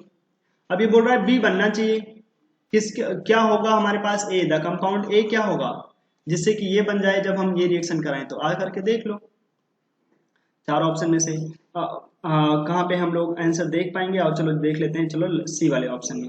तो CH3 MgBr आकर के यहाँ अटैक करेगा, ठीक है, CH3 माइनस जैसा अटैक करेगा, ये बन जाएगा हमारे पास PH CH2 CH, ना H नहीं होगा इसके पास आ जाएगा एक CH3 पहले से ही है, एक CH3 और होगा और OH लग जाएगा, हाँ ये बन जाएगा। अब उसके बाद तुम क्या करोगे, इसको हटा देते हैं थोड़ी देर के लिए, एक सेकेंड। ठीक है, तो अगर तुम ध्यान से देखोगे तो हमारा जो बन जाएगा, जब ग्रिग्नार्ड एजेंट से रिएक्शन कराओगे तो PH CH2 COH और इसके पास दो दो लगा होगा CH3, ये बन जाएगा। अब जब तुम इसका कराओ डिहाइड्रेशन कंसंट्रेटेड H2SO4 से, तो ये OH निकलेगा, कार्बोकेटाइन बनेगा। हाँ, अब जो कार्बोकेटाइन बनेगा वो मोस्ट स्टेबल तो है नहीं, वो इधर आना चाहेगा क्योंकि वो बेंजीन रिंग से स्टेबलाइज हो सकता है रेजोनेंस करके। हाँ, तो यहाँ पे आ जाएगा CH प्लस, बाद में एल्कीन बन जाता है, तो यहाँ पे डबल बॉन्ड आ जाएगा, ये बन जाएगा हमारे पास। तो क्या यही चाहिए था हमें, हाँ यही तो बनाना चाहिए था। तो बस अपने आप आंसर हो जाएगा सी पार्ट, क्योंकि सी का ग्रिग्नार्ड एजेंट से रिएक्शन करा के E1 से डिहाइड्रेशन करा दो तो बन जाता है ये वाला पार्ट, तो ये हो जाएगा सी। अब इतना बड़ा सा नहीं आएगा अपने एग्जाम में, लेकिन इन्हीं में से कुछ चीजें आ सकती हैं, ध्यान रखना। क्वेश्चन नंबर 28 हमसे पूछ रहा है कि ये जो चार लोग हैं, decreasing order of reactivity of the following compounds towards nucleophilic substitution reaction, SN2 के लिए रिएक्टिविटी का ऑर्डर बताएं, वो भी कैसा, डिक्रीजिंग। कैसे बताएंगे, नॉर्मली डिक्रीजिंग ऑर्डर बोलना भी चाहते हैं हम लोग, तो हम बोलेंगे चलो सब जगह पे तो CH2Cl है, सब जगह पे CH2Cl है। हाँ, अगर सब जगह पे CH2Cl है तो सब जगह पे CH2Cl है ना, तो फिर कहाँ पे SN2 की रिएक्टिविटी ज्यादा होगी, जहां पे न्यूक्लियोफाइल आराम से आ पाए। कहाँ पे न्यूक्लियोफाइल आराम से आ पाएगा, वहां पे आराम से आ पाएगा जहां पे खींचेंगे अच्छे से। कहाँ पे अच्छे से खींचेंगे, देख लो यहाँ से दो दो NO2 पास में लगे हैं और एक ऑर्थो वाला भी है, बहुत भयंकर तरीके से खींचेगा, तो यहाँ पे सबसे ज्यादा रिएक्टिव होगा सेकेंड। फिर कौन होगा, थर्ड, क्योंकि हमें पता है कि NO2 पैरा पे होते हैं तो वो भी अच्छे से खींचते हैं। फिर कौन होगा, फिर होगा फोर और फिर होगा first.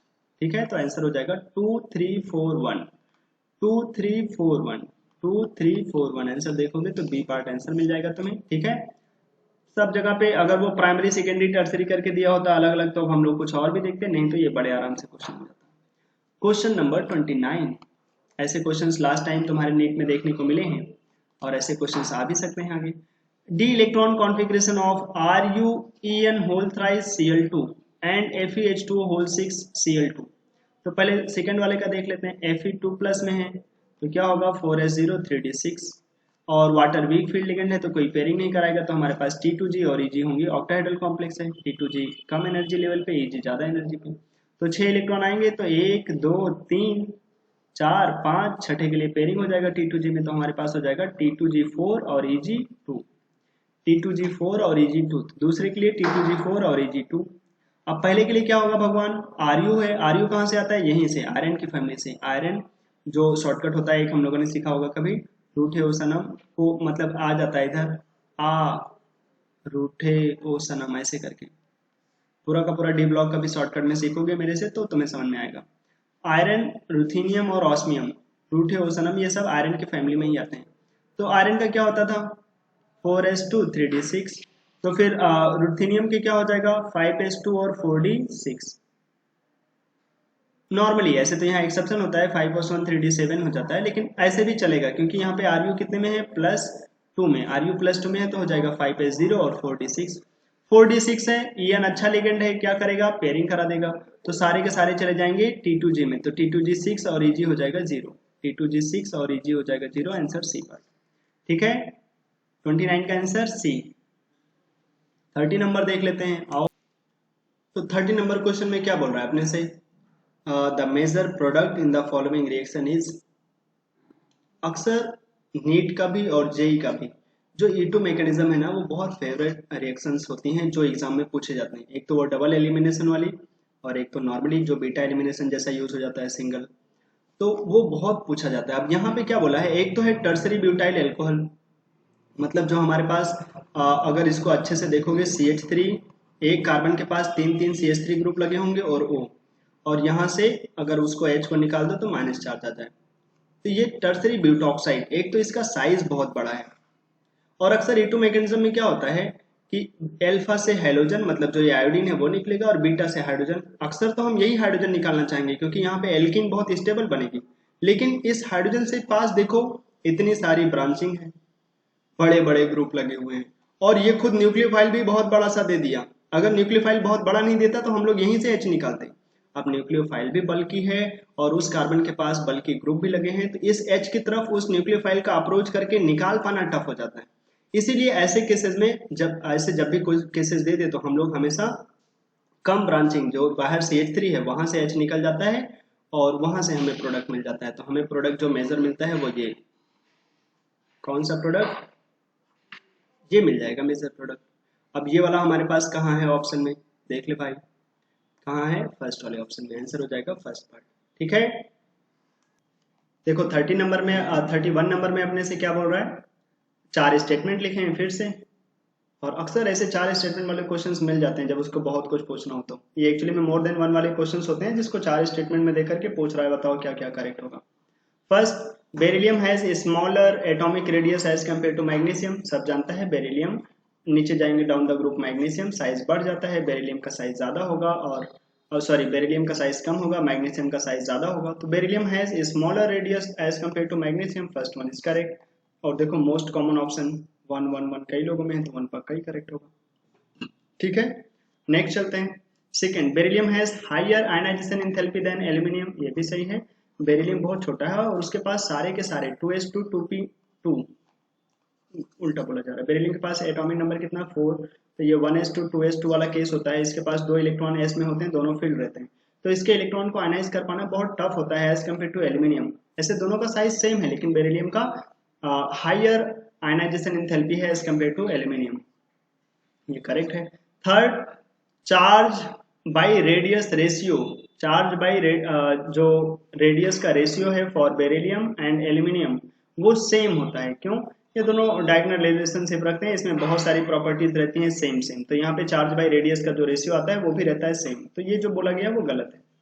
Both beryllium and aluminium form mainly covalent bonds, beryllium और एल्यूमिनियम दोनों ही मेनली कोवलेंट बॉन्ड बनाते हैं। जी हाँ, याद करो BeCl2 पॉलीमेरिक होता है कोवलेंट, AlCl3 ये भी मतलब डाइमर बना लेते हैं अपने, कोवलेंट बॉन्ड ही तो रहता है इनके पास, तो ये भी सही है। तो 1 2 और 4 करेक्ट है, 1 2 एंड 4, और यहाँ पे तुम्हारा मोस्ट कॉमन ऑप्शन देखो करेक्ट आंसर भी हो जाएगा। 4 कई बार बोला है, अगर तुम मेरा रूल लगाते तो 4 मान लिया सही, और देखो हमारे पास 2 भी कई बार बोल रहा था, 2 2 2 2 भी हो गया, 1 भी हो गया, तो हमारे पास नेट में आंसर हो गया 1 2 4। थर्ड वाला ऑप्शन करेक्ट नहीं है। नेक्स्ट चले क्वेश्चन नंबर 32 पे, देख लो हमसे क्या बोला है, आसान सा क्वेश्चन है, ऐसे भी क्वेश्चन आ सकते हैं। The increasing order of reactivity of the following compounds in nucleophilic addition reaction. एक है हमारे पास प्रोपेनल, प्रोपेनल क्या होता है, CH3 CH2 CHO। सेकेंड है हमारे पास बेंजल्डिहाइड, बेंजीन रिंग लगा दिया। थर्ड है हमारे पास प्रोपेनोन मतलब एसीटोन, दो तरफ CH3 ग्रुप लगे होंगे। और लास्ट है हमारे पास ब्यूटेनोन, ब्यूटेनोन में हमारे पास कीटोन है, एक तरफ CH2 ग्रुप लगा होगा, एक तरफ CH3 ग्रुप। तो फिर रिएक्टिविटी का ऑर्डर क्या होगा, सबसे ज्यादा तो एल्डिहाइड रिएक्टिव होते हैं, और एल्डिहाइड में भी अगर बेंजीन रिंग लगा दोगे तो रिएक्टिविटी कम हो जाता है, तो सबसे ज्यादा होगा reactive propanal. Propanol will be most reactive. उसके बाद बेंजल्डिहाइड, प्रोपेनॉल के बाद बेंजल्डिहाइड, फिर कौन होगा, प्रोपेनोन, और सबसे कम होगा ब्यूटेनोन। आंसर हो जाएगा सेकंड पार्ट। जैसे जैसे ब्रांचिंग बढ़ाते चले जाओगे वैसे वैसे न्यूक्लियोफिलिक एडिशन का जो होता है वो रेट कम हो जाता है। 33 नंबर, आसान सा क्वेश्चन है। An alkaline earth metal M readily forms water soluble sulphate. जब अल्कलाइन अर्थ मेटल है और वाटर सॉल्युबल सल्फेट की बात करें तो बेरिलियम सल्फेट के बारे में जानना चाहिए। नीचे की तरफ जाने पे सॉल्युबिलिटी बढ़ता है। बेरिलियम, मैग्नीशियम, कैल्शियम, स्ट्रोंशियम और बेरियम। बेरियम सल्फेट और लेड सल्फेट तो वाटर में प्रेसिपिटेट जैसे होते हैं और बेरिलियम सल्फेट बहुत ज्यादा वाटर में सॉल्युबल होता है। और आगे क्या बोला है, वाटर इनसॉल्युबल हाइड्रोक्साइड। जी हाँ, बेरिलियम अगर हाइड्रोक्साइड की बात करो तो वाटर में इनसॉल्युबल है। बेरिलियम हाइड्रोक्साइड वाटर में कैसा होता है, प्रेसिपिटेट जैसा, क्योंकि नीचे की तरफ बेसिक स्ट्रेंथ बढ़ता है। बेरियम हाइड्रोक्साइड बहुत ज्यादा सॉल्युबल होता है। तो इतने से ही आंसर आ जाएगा। वो किस मेटल की बात कर रहा होगा, बेरिलियम की।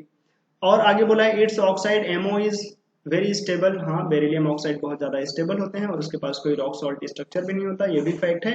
लास्ट लाइन की जरूरत भी नहीं होती, अपने आप आंसर बोल देते। 4 नंबर 34, अच्छा सा क्वेश्चन है। डी एंड एफ ब्लॉक से देख लेते हैं। द इनकरेक्ट स्टेटमेंट, गलत पूछा है। एक चीज ध्यान रखें, डी ब्लॉक में जैसे जैसे हम लोग नीचे जाते हैं ना, ज्यादा ऑक्सीडेशन नंबर शो करने की टेंडेंसी बढ़ जाती है। देखो जो पी ब्लॉक होते हैं वहां उल्टा होता है। पी ब्लॉक में डाउन द ग्रुप जाते हैं तो हाईयर ऑक्सीडेशन नंबर शो करने की टेंडेंसी कम होती है। लेकिन जब हम डी ब्लॉक में नीचे जाते हैं, जैसे हमारे पास क्रोमियम, टंगस्टन, जैसे जैसे नीचे जाते हैं ना, यहाँ पे हाईयर ऑक्सीडेशन नंबर शो करने की टेंडेंसी बढ़ जाती है। जो टंगस्टन है वो 6 में ज्यादा स्टेबल है, सही बात है, एज कम्पेयर टू क्रोमियम। ये बिल्कुल फैक्ट है। क्रोमियम कम स्टेबल है और टंगस्टन ज्यादा, तो पहला करेक्ट है। HCl को पता है पोटेशियम परमैंगनेट के साथ यूज नहीं करते, खास करके टाइट्रेशन के लिए। क्यों? क्योंकि KMnO4 HCl को ही ऑक्सीडाइज कर देता है, तो ये गलत है। बोल रहा है वो टाइट्रेशन कराओ तो सेटिस्फैक्ट्री रिजल्ट देता है, नहीं, गलत है। और C option, some lanthanoid oxides can be used as phosphors. तो ये बात सही है क्या? जी हाँ, कुछ लैंथेनॉइड ऐसे होते हैं जो फ्लोरिसेंस डेवलप करने के लिए या टेलीविजन में यूज करने के लिए इसको यूज करते हैं। और ये हमारे पास डायरेक्ट एनसीईआरटी की एक लाइन है, वहीं से उठा के दे दिया है। ये करेक्ट स्टेटमेंट है एक्चुअली में लैंथेनॉइड के लिए। तो A and C are correct. A ओ ए एंड सी तो ऑप्शन में ही नहीं दिख रहा है अपने पास। बी वाला तो अच्छा इनकरेक्ट पूछा है ना। इनकरेक्ट क्या होगा, देखो खुद भी भूल गए कि उसने क्वेश्चन में क्या पूछा था, इसलिए हाईलाइट कर लेना चाहिए। इनकरेक्ट इनकरेक्ट पूछा है तो केवल इनकरेक्ट कौन है, बी वाला पार्ट। अगर मान लो ए एंड सी दे देता तो अभी फंस जाते, ए और सी पे टिक करके चले जाते, क्योंकि हम करेक्ट बोल देते हैं, लास्ट में यही होता है। तो इनकरेक्ट पूछा है तो हाईलाइट कर लेना चाहिए पहले। तो ओनली बी होगा वो इनकरेक्ट। 35 नंबर। और ये एक्चुअली में एनसीईआरटी की लाइन है, अगर तुम जा करके देखोगे ना एनसीईआरटी की लाइन में दिखा रहा है इधर, थोड़ा सा वेट करना। क्या लिखा हुआ है देखो जी,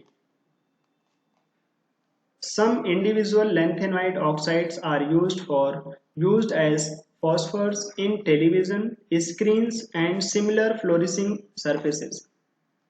तो ये एक्चुअली में वहीं का स्टेटमेंट है एनसीईआरटी का, अगर तुमने देखा होगा ध्यान से तो याद आ गया हो। 35 नंबर, एटॉमिक स्ट्रक्चर से अक्सर ऐसे क्वेश्चंस आते रहते हैं और हम लोग कर भी पाते हैं। Shortest wavelength of hydrogen atom in Lyman series. Shortest wavelength हमें चाहिए शॉर्टेस्ट, तो एनर्जी का गैप होना चाहिए मैक्सिमम। तो एनर्जी का गैप मैक्सिमम लाइमन सीरीज के लिए इन्फिनिटी से कहाँ आना होगा, n इक्वल्स टू 1 पे ना। तो लिख लो, तो वेवलेंथ हमें तब कितना मिलता है, λ1। तो 1/λ1 equals to r z square, hydrogen के लिए 1 हो जाता है। 1/n2 स्क्वायर वो हो जाएगा 1, और इन्फिनिटी से आ रहे तो 0 हो जाएगा। तो यहाँ से हमें पता चल जाएगा 1/λ1 इक्वल्स टू r। आगे चले, आगे बोल रहा है तो फिर बता दो the longest wavelength in बामर series of He+। तो बामर सीरीज में लाइमन के बाद बामर आता है, n इक्वल्स टू 2 पे आना होगा। और लॉन्गेस्ट वेवलेंथ चाहिए तो एनर्जी का गैप मिनिमम होना चाहिए, मतलब तुम 3 से 2 पे आ जाओ। तो हम बोलेंगे 1/λ2 बामर सीरीज वाला, r z square. z square कितना, हीलियम है तो 2 का स्क्वायर हो जाएगा, और हो जाएगा हमारे पास n2 मतलब 4 हो जाएगा। 2 का स्क्वायर 4 माइनस 3 का स्क्वायर 9। फॉर्मूला लगा देते हैं ना, 1/λ equals to R Z square 1/n2 square minus 1/n1 square. तो यहाँ से देख ले भाई, हमें λ2 बताना होगा। 1/λ2 इक्वल्स टू आर की जगह पे क्या लिख सकते हैं, 1/λ1। ये हो जाएगा 4, और ये देख लो कितना हो जाएगा 9 4 5 5/36, तो 5/36। तो ये हो जाएगा 4 9 जा 36। तो 5 और 9 करके मिलेगा, तो हमें क्या चाहिए, लेमडा 2। तो लेमडा 2 हो जाएगा तुम्हारे पास 9 लेमडा 1/5। इसको उधर उधर लेकर जाओ, ये 9 इधर ऊपर चले जाएंगे और लेमडा के साथ, तो 9 lambda 1 divided by 5 equals to lambda 2। आंसर क्या हो जाएगा, 9 लेमडा 1/5। थर्ड पार्ट आसान सा क्वेश्चन है, ध्यान रखना। लॉन्गेस्ट वेवलेंथ की बात कर रहा है तो एनर्जी का गैप कम होना चाहिए, शॉर्टेस्ट वेवलेंथ की बात कर रहा है तो एनर्जी का गैप बहुत ज्यादा होना चाहिए। AgNO3 वाले क्वेश्चंस भी अक्सर आते रहते हैं। विच of the following compounds will form precipitate with AgNO3? Precipitate बनाएगा AgNO3 के साथ, कौन होगा जो बनाएगा? तो बोलेंगे जहां से Br, और हमसे जानना चाहता है सबसे फास्ट, मोस्ट रिएडली। एक्चुअली में यहाँ पे सब लोग बहुत आराम से बना लेंगे, लेकिन सबसे फास्ट कौन? तो हम बोलेंगे जहां से Br निकालोगे तो प्लस चार्ज जहां पे बहुत स्टेबल हो, जहां पे बहुत ज्यादा स्टेबल होगा प्लस चार्ज, वहीं पे सबसे आराम से बना लेगा। तो देख लो कहां से। देखो पहले और तीसरे में तो जो नाइट्रोजन है वो लोन पेयर कर रहा है रेजोनेंस में, बेंजीन रिंग के साथ रेजोनेंस करेगा, तो वो बहुत अच्छे से कार्बोकेटाइन को स्टेबलाइज नहीं कर पाएगा। पहले में तो वो दे भी नहीं पाता क्योंकि वो बहुत दूर है। दूसरे में तो ऑक्सीजन लोन पेयर दे सकता है, तीसरे में नाइट्रोजन लोन पेयर दे सकता है, तो नाइट्रोजन का लोन पेयर देना ज्यादा इफेक्टिव रहेगा। तो आंसर हो जाएगा 4 नंबर। ठीक है, जहां पे कार्बोकेटाइन सबसे ज्यादा स्टेबल होंगे वहीं पे Br का निकलना आसान होगा, वहीं पे AgBr का प्रेसिपिटेट आ जाएगा आराम से। ठीक है, 36 हो गया। 37 नंबर आसान है, केमिकल इक्विलिब्रियम से अक्सर इस वाली प्रॉपर्टीज के ऊपर क्वेश्चन आते हैं। तो एक बार लास्ट में जाते जाते देख लेना K1 K2 का क्या होता है, और Kp Kc में रिलेशन देख लेना, Kp equals to Kc RT whole to the power delta n। Exam में गलत नहीं करना, अगर Kp Kc कुछ होगा सॉलिड को तो हम लोग कंसिडर नहीं करते डेल्टा n में। ठीक है, तो यहाँ पे देखो A से B, मतलब A से B और C बन रहा है, इसका इक्विलिब्रियम कांस्टेंट बोला है 1, और B से B और C मिलकर के P बना रहे हैं, उसका इक्विलिब्रियम कांस्टेंट 2 बोला है।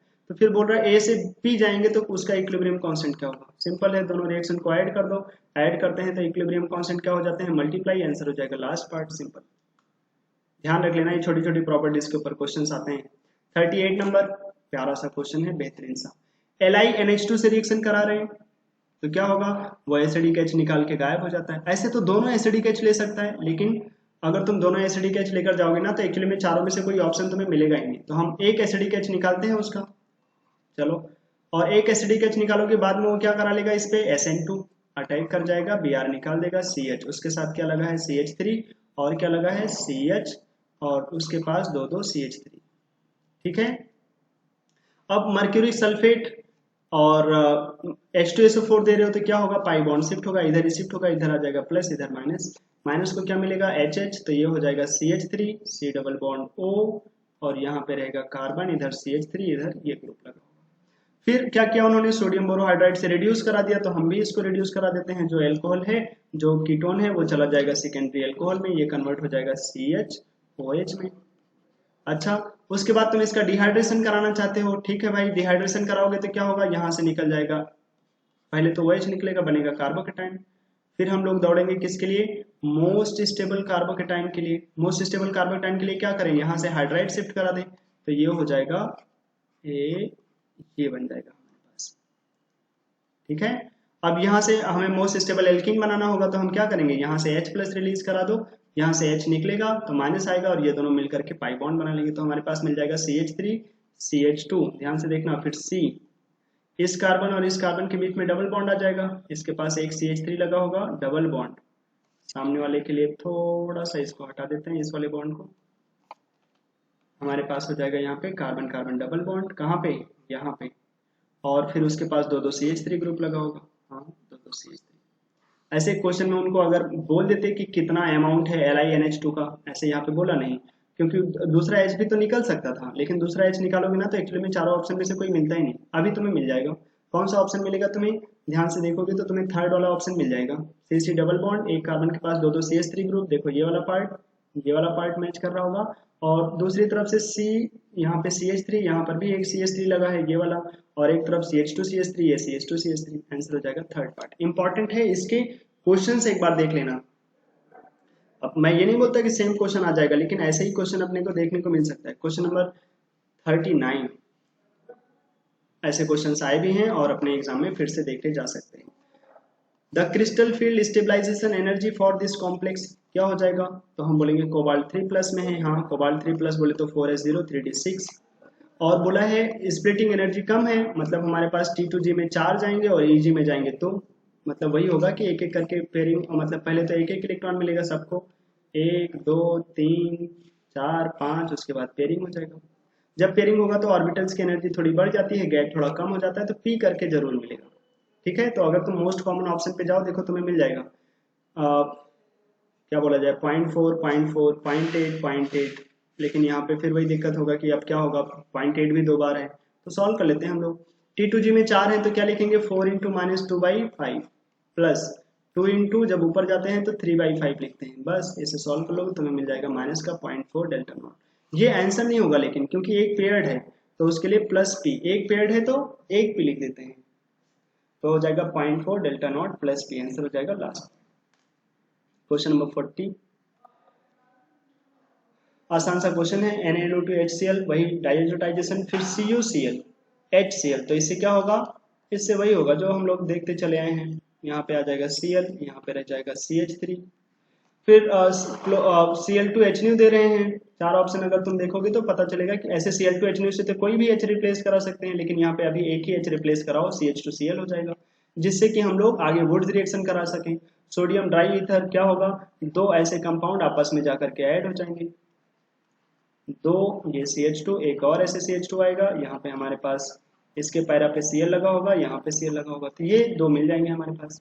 आंसर अगर तुम देख रहे होगे तो तुम्हें सबसे सामने ही दिख रहा होगा आंसर, कौन सा ऑप्शन, ये फर्स्ट वाला है।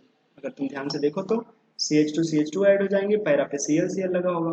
ठीक है, आसान से क्वेश्चन था, ऐसे क्वेश्चंस अपने एग्जाम में देखने को मिल सकते हैं। क्वेश्चन नंबर 41, शायद एज इट इज ये क्वेश्चन आ जाए, the process that is not endothermic in nature. Argon को जबरदस्ती इलेक्ट्रॉन दोगे तो वो इलेक्ट्रॉन लेना नहीं चाहता, वो वैसे ही स्टेबल है, तो ये एंडोथर्मिक होगा। सोडियम में से इलेक्ट्रॉन निकलवाना चाहोगे, वो इलेक्ट्रॉन निकालेगा तभी जब तुम एनर्जी दोगे, ये भी एंडोथर्मिक प्रोसेस होता है।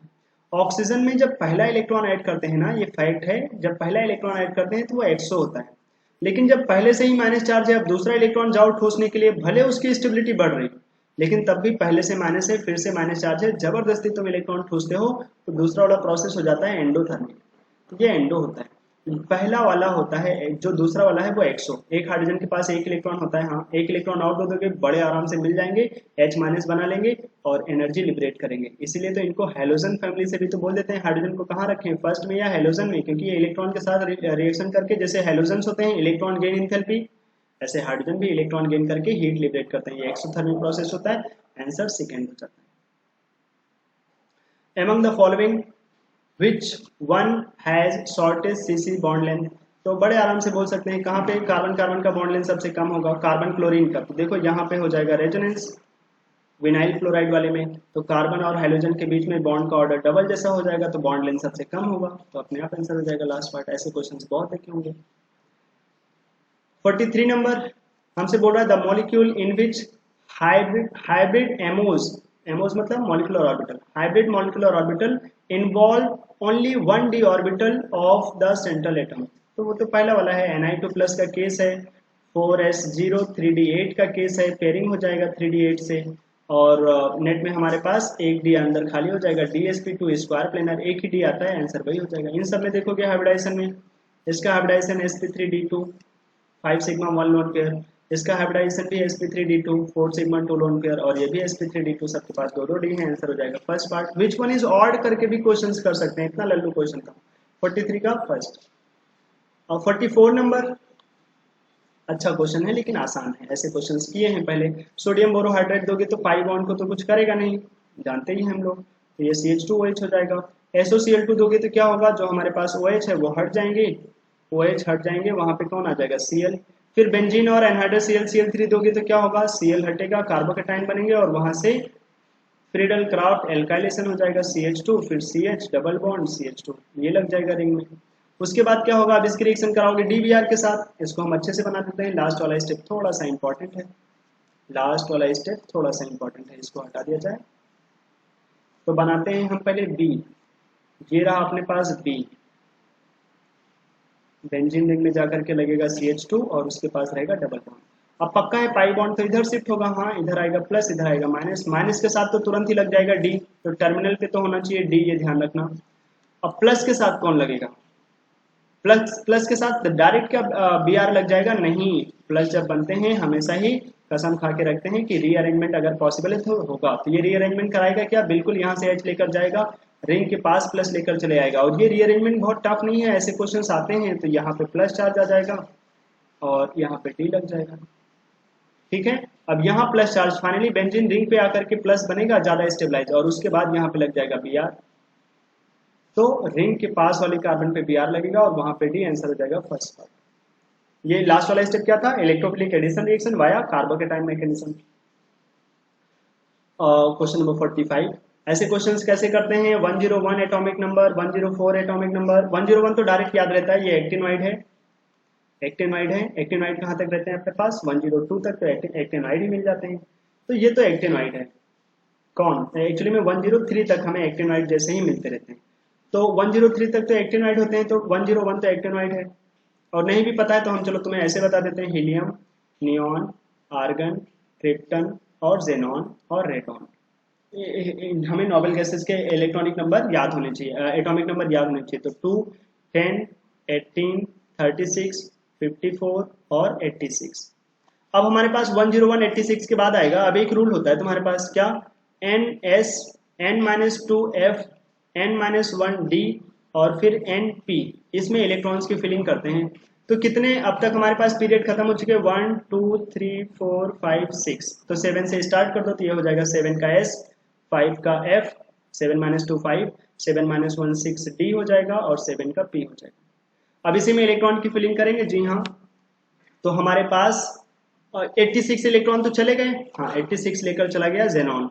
अब हमारे पास और इलेक्ट्रॉन की फिलिंग करना होगा, तो 101 कैसे आएगा, 86 और 2 यहाँ रखोगे, 13 यहाँ रखोगे तो 101 आएगा, 7s2 और 5f13, ऐसे करके बनेगा। ऐसे ही होगा, जी हाँ। अब देख लो 5f वाले कौन होते हैं, एक्टेनोइड होते हैं। 4f वाला होता है हमारे पास लेंथेनोइड, 5f वाले होते हैं एक्टेनोइड, तो ये पक्का एक्टेनोइड है। और 104 कहाँ मिलेगा, ये तो 101 होता है, तो ये हो जाएगा 14, 7s2 5f14। अब तक कितना हुआ, 102 और 2 इलेक्ट्रॉन 6d में कर दें तो 104, तो 6d में गया है, मतलब ये हमारे पास स्कैंडियम 21, टाइटेनियम 22, ये वहां वाले से है। और उसका ग्रुप नंबर पता है, फर्स्ट हमारे पास 2 हो जाते हैं, group number 1, group number 2 alkali और एल्कलाइन के लिए, फिर ग्रुप नंबर 3, ग्रुप नंबर 4, तो ये ग्रुप नंबर 4 को बिलोंग करने वाला होगा। 6d2 किसके लिए बिलोंग करते हैं, ग्रुप नंबर 4 को, तो एक्टेनोइड और ग्रुप नंबर 4, आंसर हो जाएगा सी। अच्छा क्वेश्चन है, अपने नीट के लिए ध्यान रखना, नीट में ऐसे क्वेश्चंस देखने को अपने को मिल सकते हैं। क्वेश्चन नंबर 46, स्ट्रक्चर नहीं बना था एग्जाम में, जो मैंने इधर स्ट्रक्चर दे रखा है, ये स्ट्रक्चर एग्जाम में नहीं बना हुआ था। ऐसे अमीनो एसिड यहाँ पे पढ़ो और खास करके पूरा का पूरा बायोमोलिक्यूल्स अच्छे से पढ़ो, तो मैं ये सब स्ट्रक्चर्स याद करा देता हूँ, लेकिन चलेगा, ऐसे भी क्वेश्चन को हम लोग कर सकते हैं। ये कौन सी रिएक्शन के बारे में बोला है, क्लोरोफॉर्म बेस के साथ हीट कराना चाहते हैं, मतलब कार्बिलमिन टेस्ट की बात कर रहे हैं। कार्बिलमिन की टेस्ट कौन दे जाते हैं, जिनके पास NH2 हो, खास करके प्राइमरी अमीन हो। प्रोलीन का स्ट्रक्चर तो मैंने याद कराई था, प्रोलीन कौन थे हमारे पास, सेकेंडरी था, मतलब वहां पे NH होते थे, NH अमीनो एसिड तो था लेकिन वहां NH होता था, तो वो तो बिल्कुल नहीं दे सकता, तो वो होना नहीं चाहिए। लाइसिन तो याद ही है, क्या होता है, NH2COH और दूर जा करके हमारे पास 3 कार्बन के बाद NH2 लगा होता है, तो वहां पे तो NH2 होता है, 4 कार्बन के बाद NH2 लगा होता है, तो बाहर तो जाके NH2 लगा होता है, हाँ। तो प्राइमरी अमीन रहता है लाइसिन के पास, वो देगा, पक्का देगा, और यही पार्ट आंसर है। एडेनिन का भी स्ट्रक्चर ध्यान रखो, अब तो दोनों में ही एडेनिन थे ना, यहाँ पर भी एडेनिन था, तो एडेनिन के स्ट्रक्चर की तुम्हें जरूरत नहीं थी, ऑप्शन अच्छे से सजाया था। प्रोलीन तुम्हें पता है वो नहीं देगा, लाइसिन देगा। अब एडेनिन तो C और D दोनों में है, मतलब एडेनिन तो देता ही देता, तो एडेनिन चेक करने की जरूरत नहीं थी, बस लाइसिन देख लेते, लाइसिन देता है क्या, हाँ, तो बस सी पार्ट आंसर हो जाएगा। कार्बिलमिन टेस्ट वो देता है, ठीक है, तो आंसर हो जाएगा सी पार्ट। समझ में आया कैसे कितना अच्छे से क्वेश्चन सजाया गया, बेहतरीन क्वेश्चन है, आ सकता है अपने एग्जाम में। क्वेश्चन नंबर 47, पॉसिबल आइसोमर्स, ऐसे क्वेश्चन आते रहते हैं। प्लेटिनम का कॉम्प्लेक्स है, कोऑर्डिनेट्स नंबर 4 है, तो ये स्क्वायर प्लेनर होगा। En लगा है, En सिमेट्रिकल बाइडेंटेड लिगेंड है, वो तो फिक्स हो जाएंगे। NO2 लिंकेज आइसोमेरिज्म शो कर सकता है, एक बार दोनों जगह पे NO2 लग जाए, एक बार एक जगह पे ONO, एक जगह पे NO2, और एक बार ऐसा हो सकता है कि दोनों जगहों पे ONO करके लग जाए। तो ये कैसा शो कर सकता है, तो हमारे पास टोटल कितने मिल जाएंगे, 3 ही मिल सकता है, ये तो फिक्स ही रहेगा, तो 3 मिल जाएंगे। आंसर हो जाएगा सी ऑप्शन। क्वेश्चन नंबर 48, ऐसे क्वेश्चन बहुत बार आ चुके हैं और आते रहते हैं। लिथियम सोडियम पोटेशियम को एक्सेस एयर दे देते हैं तो फाइनली क्या मिलेगा? ऐसे क्वेश्चंस मैंने टेस्ट में भी कई बार पूछे हैं। और लिथियम क्या परऑक्साइड बनाता है नॉर्मली? नहीं, तो लिथियम बनाएगा ऑक्साइड। मोस्ट कॉमन ऑप्शन की तरफ चलें। सोडियम कहाँ चला जाता है? परऑक्साइड में। और पोटेशियम कहाँ चले जाते हैं? सुपर ऑक्साइड में। आंसर क्या हो जाएगा? Second option. क्या हो जाएगा answer? Second option, B option. 49, on heating lead nitrate. ये क्वेश्चन नीट के लिए बहुत ही बेहतरीन सा है। जो भी मैंने 60 क्वेश्चंस निकाले हैं ना, बहुत ही अच्छे क्वेश्चंस हैं नीट के लिए। ये अक्सर हीटिंग इफेक्ट ही अपने नीट के एग्जाम में आते हैं। अपने से बोल रहा है on heating lead nitrate gives a brown gas X, brown gas ए।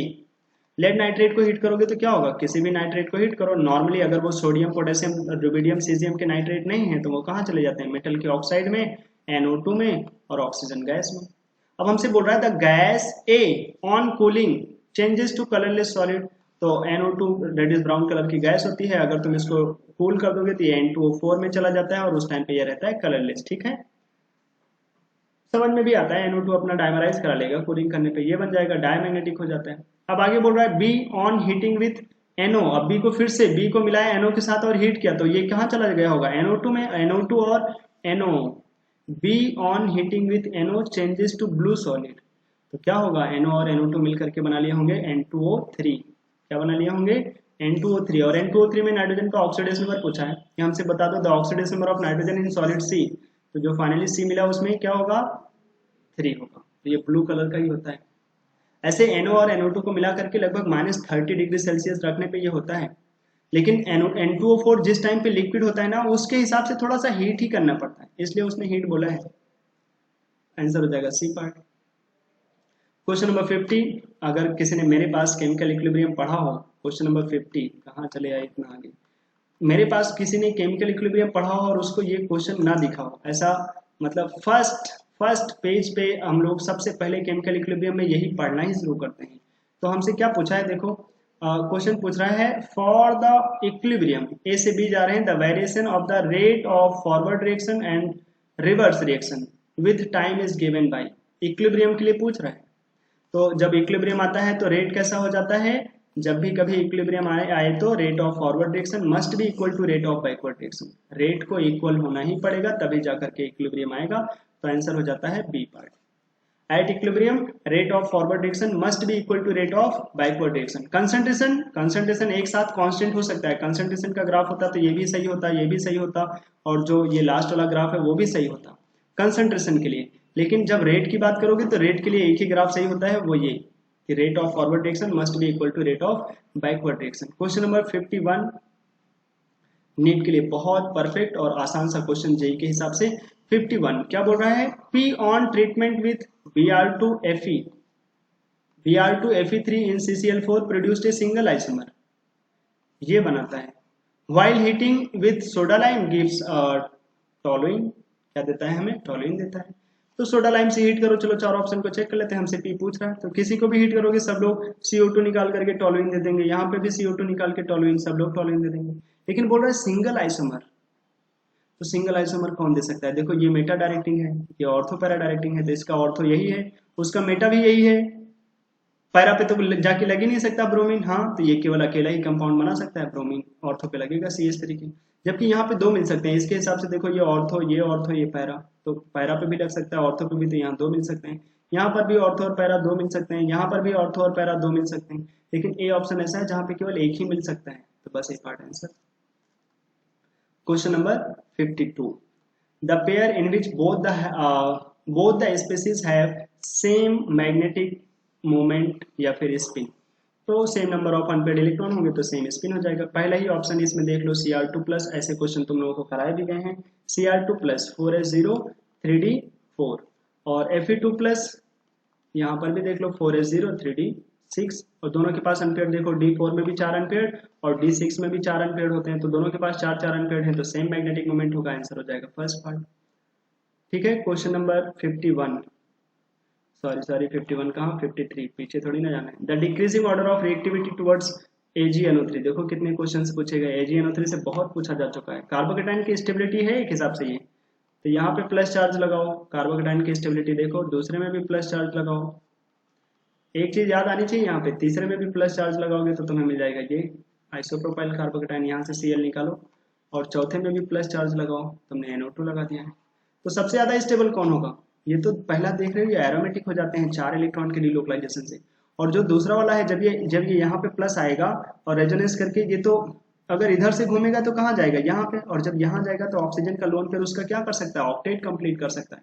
तो second one will be most stable, तो सबसे ज्यादा रिएक्टिव होगा सेकेंड, फिर होगा फर्स्ट क्योंकि एरोमेटिक है, फिर होगा थर्ड क्योंकि वहाँ पे 6 HC हाइपर कन्जुगेशन है, फिर होगा 4 क्योंकि वहाँ पे NO2 अनस्टेबल कर रहा है। तो 2 1 3 4, 4 ऑप्शन में चलो 2 1 3 4, 2 1 3 4 आंसर हो जाएगा लास्ट।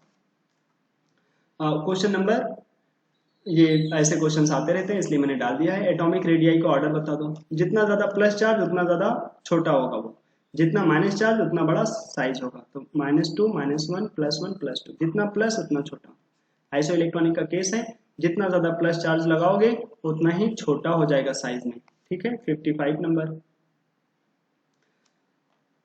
55 नंबर में क्या है? The value of the crystal field stabilization energies for a high spin D6 octahedral और टेट्राहेड्रल कॉम्प्लेक्स। तो हाई स्पिन है मतलब कोई पेयरिंग वेयरिंग नहीं कराना, D6 है, चलो आओ करा, मतलब अपने तरफ से कोई जबरदस्ती पेयरिंग नहीं कराएंगे। तो 1 2 3 4 5 और 6, तो अब देखो 4 अनपेड रह जाएंगे, तो ये हो जाएगा T2G4 और EG2। इसका अभी थोड़ी देर पहले तुमने निकाला था, ये वैल्यू आ जाता है तुम्हारे पास कितना? 0.4 ऑक्टाहेड्रल कॉम्प्लेक्स के लिए। टेट्राहेड्रल के लिए यही चीज उल्टा हो जाता है, पहले आता है हमारे पास EG और फिर आता है T2G। एक्चुअली में वहाँ पे G लिखते भी नहीं, अभी लिख देते हैं चलो। अब इलेक्ट्रॉन की फिलिंग करोगे तो 1 2 3 4 5 और नीचे आ जाएगा 6। तो यहाँ पे देखोगे EG में भी 3 इलेक्ट्रॉन होंगे और T2J में भी 3 इलेक्ट्रॉन होंगे। अब EG नीचे जा रहा है तो यहाँ पे क्या हो जाएगा? -3 इंटू, नीचे जाएंगे तो क्या लिखेंगे? 3/5, माइनस मैंने बाहर लगा दिया है। 3 इंटू ऊपर जाएंगे तो क्या लिखेंगे? 2/5। इससे सॉल्व कर लो, इससे सॉल्व करोगे तो तुम्हें मिलेगा 0.6 माइनस में। ठीक है, तो तुम्हें मिल जाएगा -0.4 -0.6 टेट्राहेड्रल के लिए, -0.6 ऑक्टाहेड्रल के लिए कितना हो जाएगा? -0.4 आंसर हो जाएगा। फर्स्ट पार्ट अच्छा क्वेश्चन है, ऐसे क्वेश्चंस देखने को मिल सकते हैं। क्वेश्चन नंबर 56, ली चैटलियर प्रिंसिपल से अकेला आया हुआ जेई में क्वेश्चन जो है वो ये, और ऐसे क्वेश्चंस अपने नीट में भी कॉपी हो सकते हैं। कंसीडर द फॉलोइंग रिएक्शंस, ये रिएक्शन है। For each of the following cases A and B the direction in which the equilibrium shift is, मतलब हमसे पूछ रहा है, पहला 2 केसेस दिया है, अच्छा यहाँ पे फर्स्ट और सेकंड 2 केस है, हमसे पूछ रहा है 2 केसेस में से किस में रिएक्शन कहाँ जाएगा, फॉरवर्ड कब जाएगा, बैकवर्ड कब जाएगा। रिएक्शन एंडोथर्मिक है, टेम्परेचर घटाया, टेम्परेचर डिक्रीज किया, कहाँ जाएगा रिएक्शन? टेम्परेचर बढ़ाने से एंडो में जाता है, टेम्परेचर घटाने से एक्सो में जाएगा, तो बैकवर्ड जाएगा। तो पहले से बैकवर्ड, बैकवर्ड मतलब टुवर्ड्स रिएक्टेंट, तो टुवर्ड्स रिएक्टेंट। सेकंड में क्या होगा? Pressure is increased by addition of N2 at constant temperature. N2 तो नॉर्मली इनर्ट गैस जैसा होता है, कांस्टेंट टेम्परेचर पे मिलाया है। बहुत बेहतरीन सा क्वेश्चन है। फिर ये तुम्हारी बात हो गई वो जैसा, इनर्ट गैस तुमने मिलाया कांस्टेंट टेम्परेचर पे। अच्छा, कांस्टेंट प्रेशर नहीं बोला है, कांस्टेंट टेम्परेचर पे। तो कांस्टेंट टेम्परेचर पे इनर्ट गैस मिलाओगे तो क्या होगा? टेम्परेचर कांस्टेंट रखना चाहते हैं, मतलब PV इक्वल्स टू कांस्टेंट। अच्छा, तो जब तुम इनर्ट गैस डालोगे तो प्रेशर क्यों बढ़ गया होगा? क्योंकि वॉल्यूम घट गया होगा। और सॉरी, प्रेशर इज इंक्रीज ना, प्रेशर इंक्रीज किया। तो प्रेशर इंक्रीज क्यों किया होगा? क्योंकि तुमने वॉल्यूम भी कांस्टेंट रखा होगा। अगर तुमने वॉल्यूम कांस्टेंट रखा होगा तभी तो हमारे पास प्रेशर इंक्रीज किया होगा। एक मिनट फिर से देखते हैं। PV equals to nRT। तुमने टेम्परेचर कैसा रखा? कांस्टेंट, लेकिन तुमने मोल क्या कर दिए? बढ़ा दिए। क्यों? क्योंकि बाहर से तुमने नाइट्रोजन गैस मिलाया तो मोल्स बढ़ गए होंगे, टोटल मोल्स बढ़ गए। हाँ, तुम बोल रहे हो प्रेशर भी बढ़ गया, इसका मतलब तुमने वॉल्यूम भी चेंज नहीं किया होगा, मतलब वॉल्यूम भी कांस्टेंट है। इसका मतलब तुमने इनर्ट गैस अल्टीमेटली मिलाया है कांस्टेंट वॉल्यूम पे, और कांस्टेंट वॉल्यूम पे इनर्ट गैस मिलाने से प्रेशर बढ़ता तो है लेकिन बहुत कम, और उसकी वजह से कोई चेंज नहीं होता, नो चेंज। आंसर क्या हो जाएगा? Towards reactant and no change, answer C. पूरा क्रेडिट देना पड़ेगा, मैंने सोचा था बड़ा लल्लू क्वेश्चन होगा लेकिन अभी सॉल्व कराते समय दिख रहा है नहीं नहीं, बेहतरीन सा क्वेश्चन उन्होंने स्टेटमेंट में दिया है। तो towards reactant and no change, answer हो जाएगा सी पार्ट। क्वेश्चन नंबर 57, फिर वही एसिडिक हाइड्रोजन के लिए बोल रहे हैं। सबसे ज्यादा एसिडिक हाइड्रोजन कहाँ पे मिलेगा? तो बड़े आराम से देख सकते हैं, ये वाला हाइड्रोजन सबसे ज्यादा एसिडिक होगा, इधर भी रेजोनेंस करेगा, इधर भी रेजोनेंस करेगा अच्छे से। तो second one will be most acidic, उतने से ही आंसर आ जाता है। कौन सा? और नहीं, फर्स्ट हो सकता है या तो थर्ड हो सकता है। फिर कीटोन का अल्फा एच निकलेगा, कीटोन के अल्फा एच ज्यादा एसिडिक होते हैं एज कम्पेयर टू ईस्टर, याद करो क्लेजन कंडेंसेशन, और इससे भी ज्यादा अच्छा होगा। तो थर्ड के बाद होगा फर्स्ट, थर्ड के बाद होगा फर्स्ट, उसी से ही आंसर आ जाता है। लेकिन थर्ड और फोर्थ में किसका होगा? सबसे ज्यादा सेकंड होगा, फिर फर्स्ट होगा, अब थर्ड और फोर्थ में किसका होगा? बोलेंगे जब हम अल्फा एच निकालेंगे तो माइनस चार्ज आएगा। एक्चुअली में ये जो ऑक्सीजन का लोन पेयर है वो माइनस के रेजोनेंस को स्टेबलाइज नहीं होने देता, अच्छे से रेजोनेंस नहीं करने देता। तो जो NH2 वाला है, जो NMe2 वाला केस है, ये तो और अच्छे से रेजोनेंस करेगा डबल बॉन्डों से, तब फिर ये बेचारा अच्छे से रेजोनेंस नहीं कर पाएगा, तो ये लीस्ट एसिडिक हो जाएगा। Fourth one will be least acidic. 2 1 3 4 करके होगा, 2 1 3 4 आंसर हो जाएगा first part. Question number 58, Cn को CH2NH2 में कन्वर्ट कराना हो तो सबसे अच्छा क्या लेकर जाएं? सबसे अच्छा होता है लिथियम एल्यूमिनियम हाइड्राइड, कोई डाउट नहीं होना चाहिए इसमें। लिथियम एल्यूमिनियम हाइड्राइड अच्छा सोर्स है हाइड्राइड आयन का, Cn को बड़े आराम से CH2NH2 में कन्वर्ट कर देता है। सोडियम बोरोहाइड्राइड भी कर देते हैं लेकिन उतने अच्छे से नहीं करते, ठीक है। इसेंशियल और नॉन इसेंशियल अमीनो एसिड के लिए एक शॉर्टकट बोल देते हैं, शायद तुम्हें पहले से ही कुछ पता हो, लेकिन मैं जो शॉर्टकट बोल रहा हूँ शायद तुम्हें याद हो जाए। पता है इस टाइम पे धोनी ने तो पहले तो टेस्ट से संन्यास ले लिया था बेचारा, टेस्ट से गायब हो गया। अभी धोनी बेचारा T20 और मतलब सारे इंटरनेशनल फॉर्मेट से उसने संन्यास ले लिया, तो उसी के ऊपर है कि माही इतने सारे अच्छे अच्छे क्रिकेटर, चाहे दादाजी हो गए मतलब सौरभ गांगुली हो गए, वीरेंद्र सहवाग हो गए, सचिन तेंदुलकर, राहुल द्रविड़, ये सब लोग तो चले गए, तो उनके साथ साथ एक और अच्छा क्रिकेटर गायब हो गया जो अब इंटरनेशनल क्रिकेट में नहीं दिखेगा, वो कौन है? माही धोनी। तो बोलते हैं माही, MAHI, माही भी ला पता, ऐसे लिखते हैं LLPTT, लापता ऐसे करके, ला तो डबल L, पता तो PTT, ऐसे करके माही भी लापता। इतने लोग लापता हो गए इंटरनेशनल क्रिकेट से, ऐसे माही भी चला गया। तो अब हम इसके लिए देख लेते हैं M का मतलब क्या होता है? मिथायोनिन, A का मतलब होता है अर्जिनिन, H का मतलब हिस्टिडीन, I का मतलब आइसोल्यूसिन, V का मतलब वेलिन, L का मतलब ल्यूसिन, L का मतलब लाइसिन, P का मतलब हमारे पास फिनाइल अलानिन, T का मतलब हमारे पास होता है, एक होता है थ्रियोनिन और एक होता है ट्रिप्टोफन।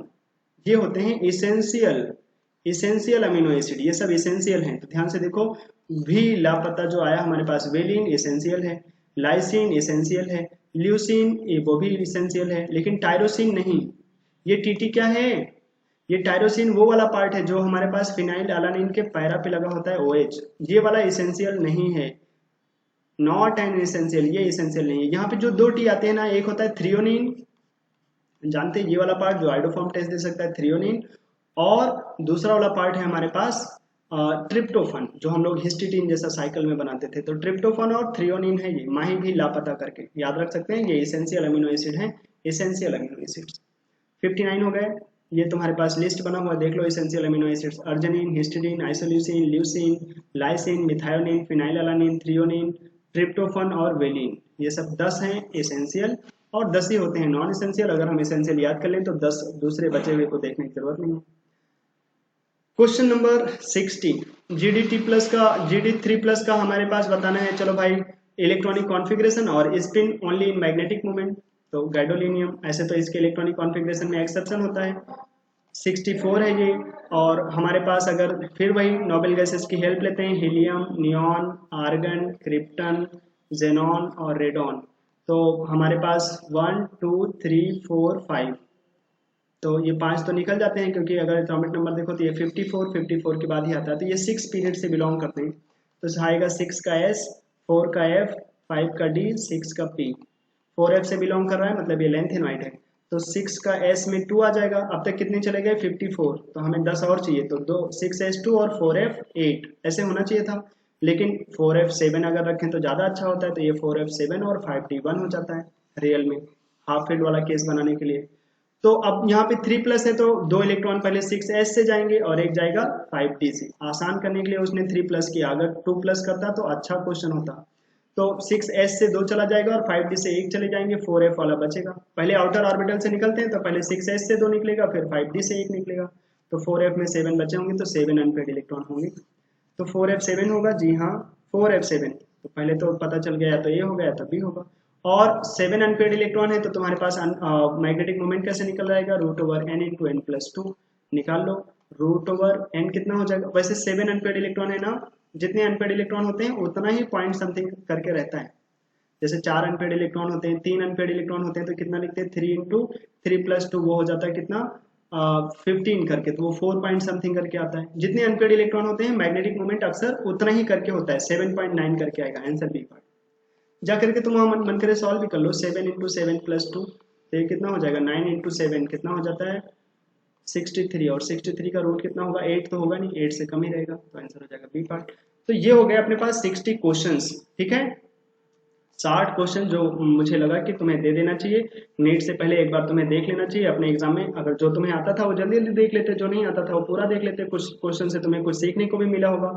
और इन 60 क्वेश्चंस में से हो सकता है जो अपने पास आने वाला नीट का एग्जाम है उसमें कुछ क्वेश्चन देखने को मिले। अच्छे क्वेश्चंस हैं, ध्यान देकर रखना चाहिए, ठीक है। चलिए, जैसा मैं मेहनत कर रहा, अगर तुमने भी वैसे ही मेहनत किया होगा, या मेरे से तो ज्यादा ही तुमने मेहनत किया होगा वैसे, तो तुम्हारा भी सिलेक्शन भगवान करे कल हो जाए, और सबका ही हो जाए। मेरी तरफ से तो मैं तो यही चाहता, सबका सिलेक्शन हो जाए, ठीक है। हाँ, लेकिन जिन्होंने मेहनत किया होगा उनका पक्का ही हो जाएगा। चलिए फिर आज के इस वीडियो में हम लोग इतना ही रखते हैं, मेहनत करते रहें, और कल जब एग्जाम हो जाए तो कोशिश करें कि पेपर लेकर मेरे पास आए। जो लोग भी यहाँ आस पास में रहते हैं, पेपर लेकर आओगे, मजा आ जाएगा, हम लोग भी देखेंगे कैसा क्वेश्चन आया, तुम्हारा पेपर कैसा हुआ, ठीक है। चलें आज के लिए इतना ही रखते हैं, बाय।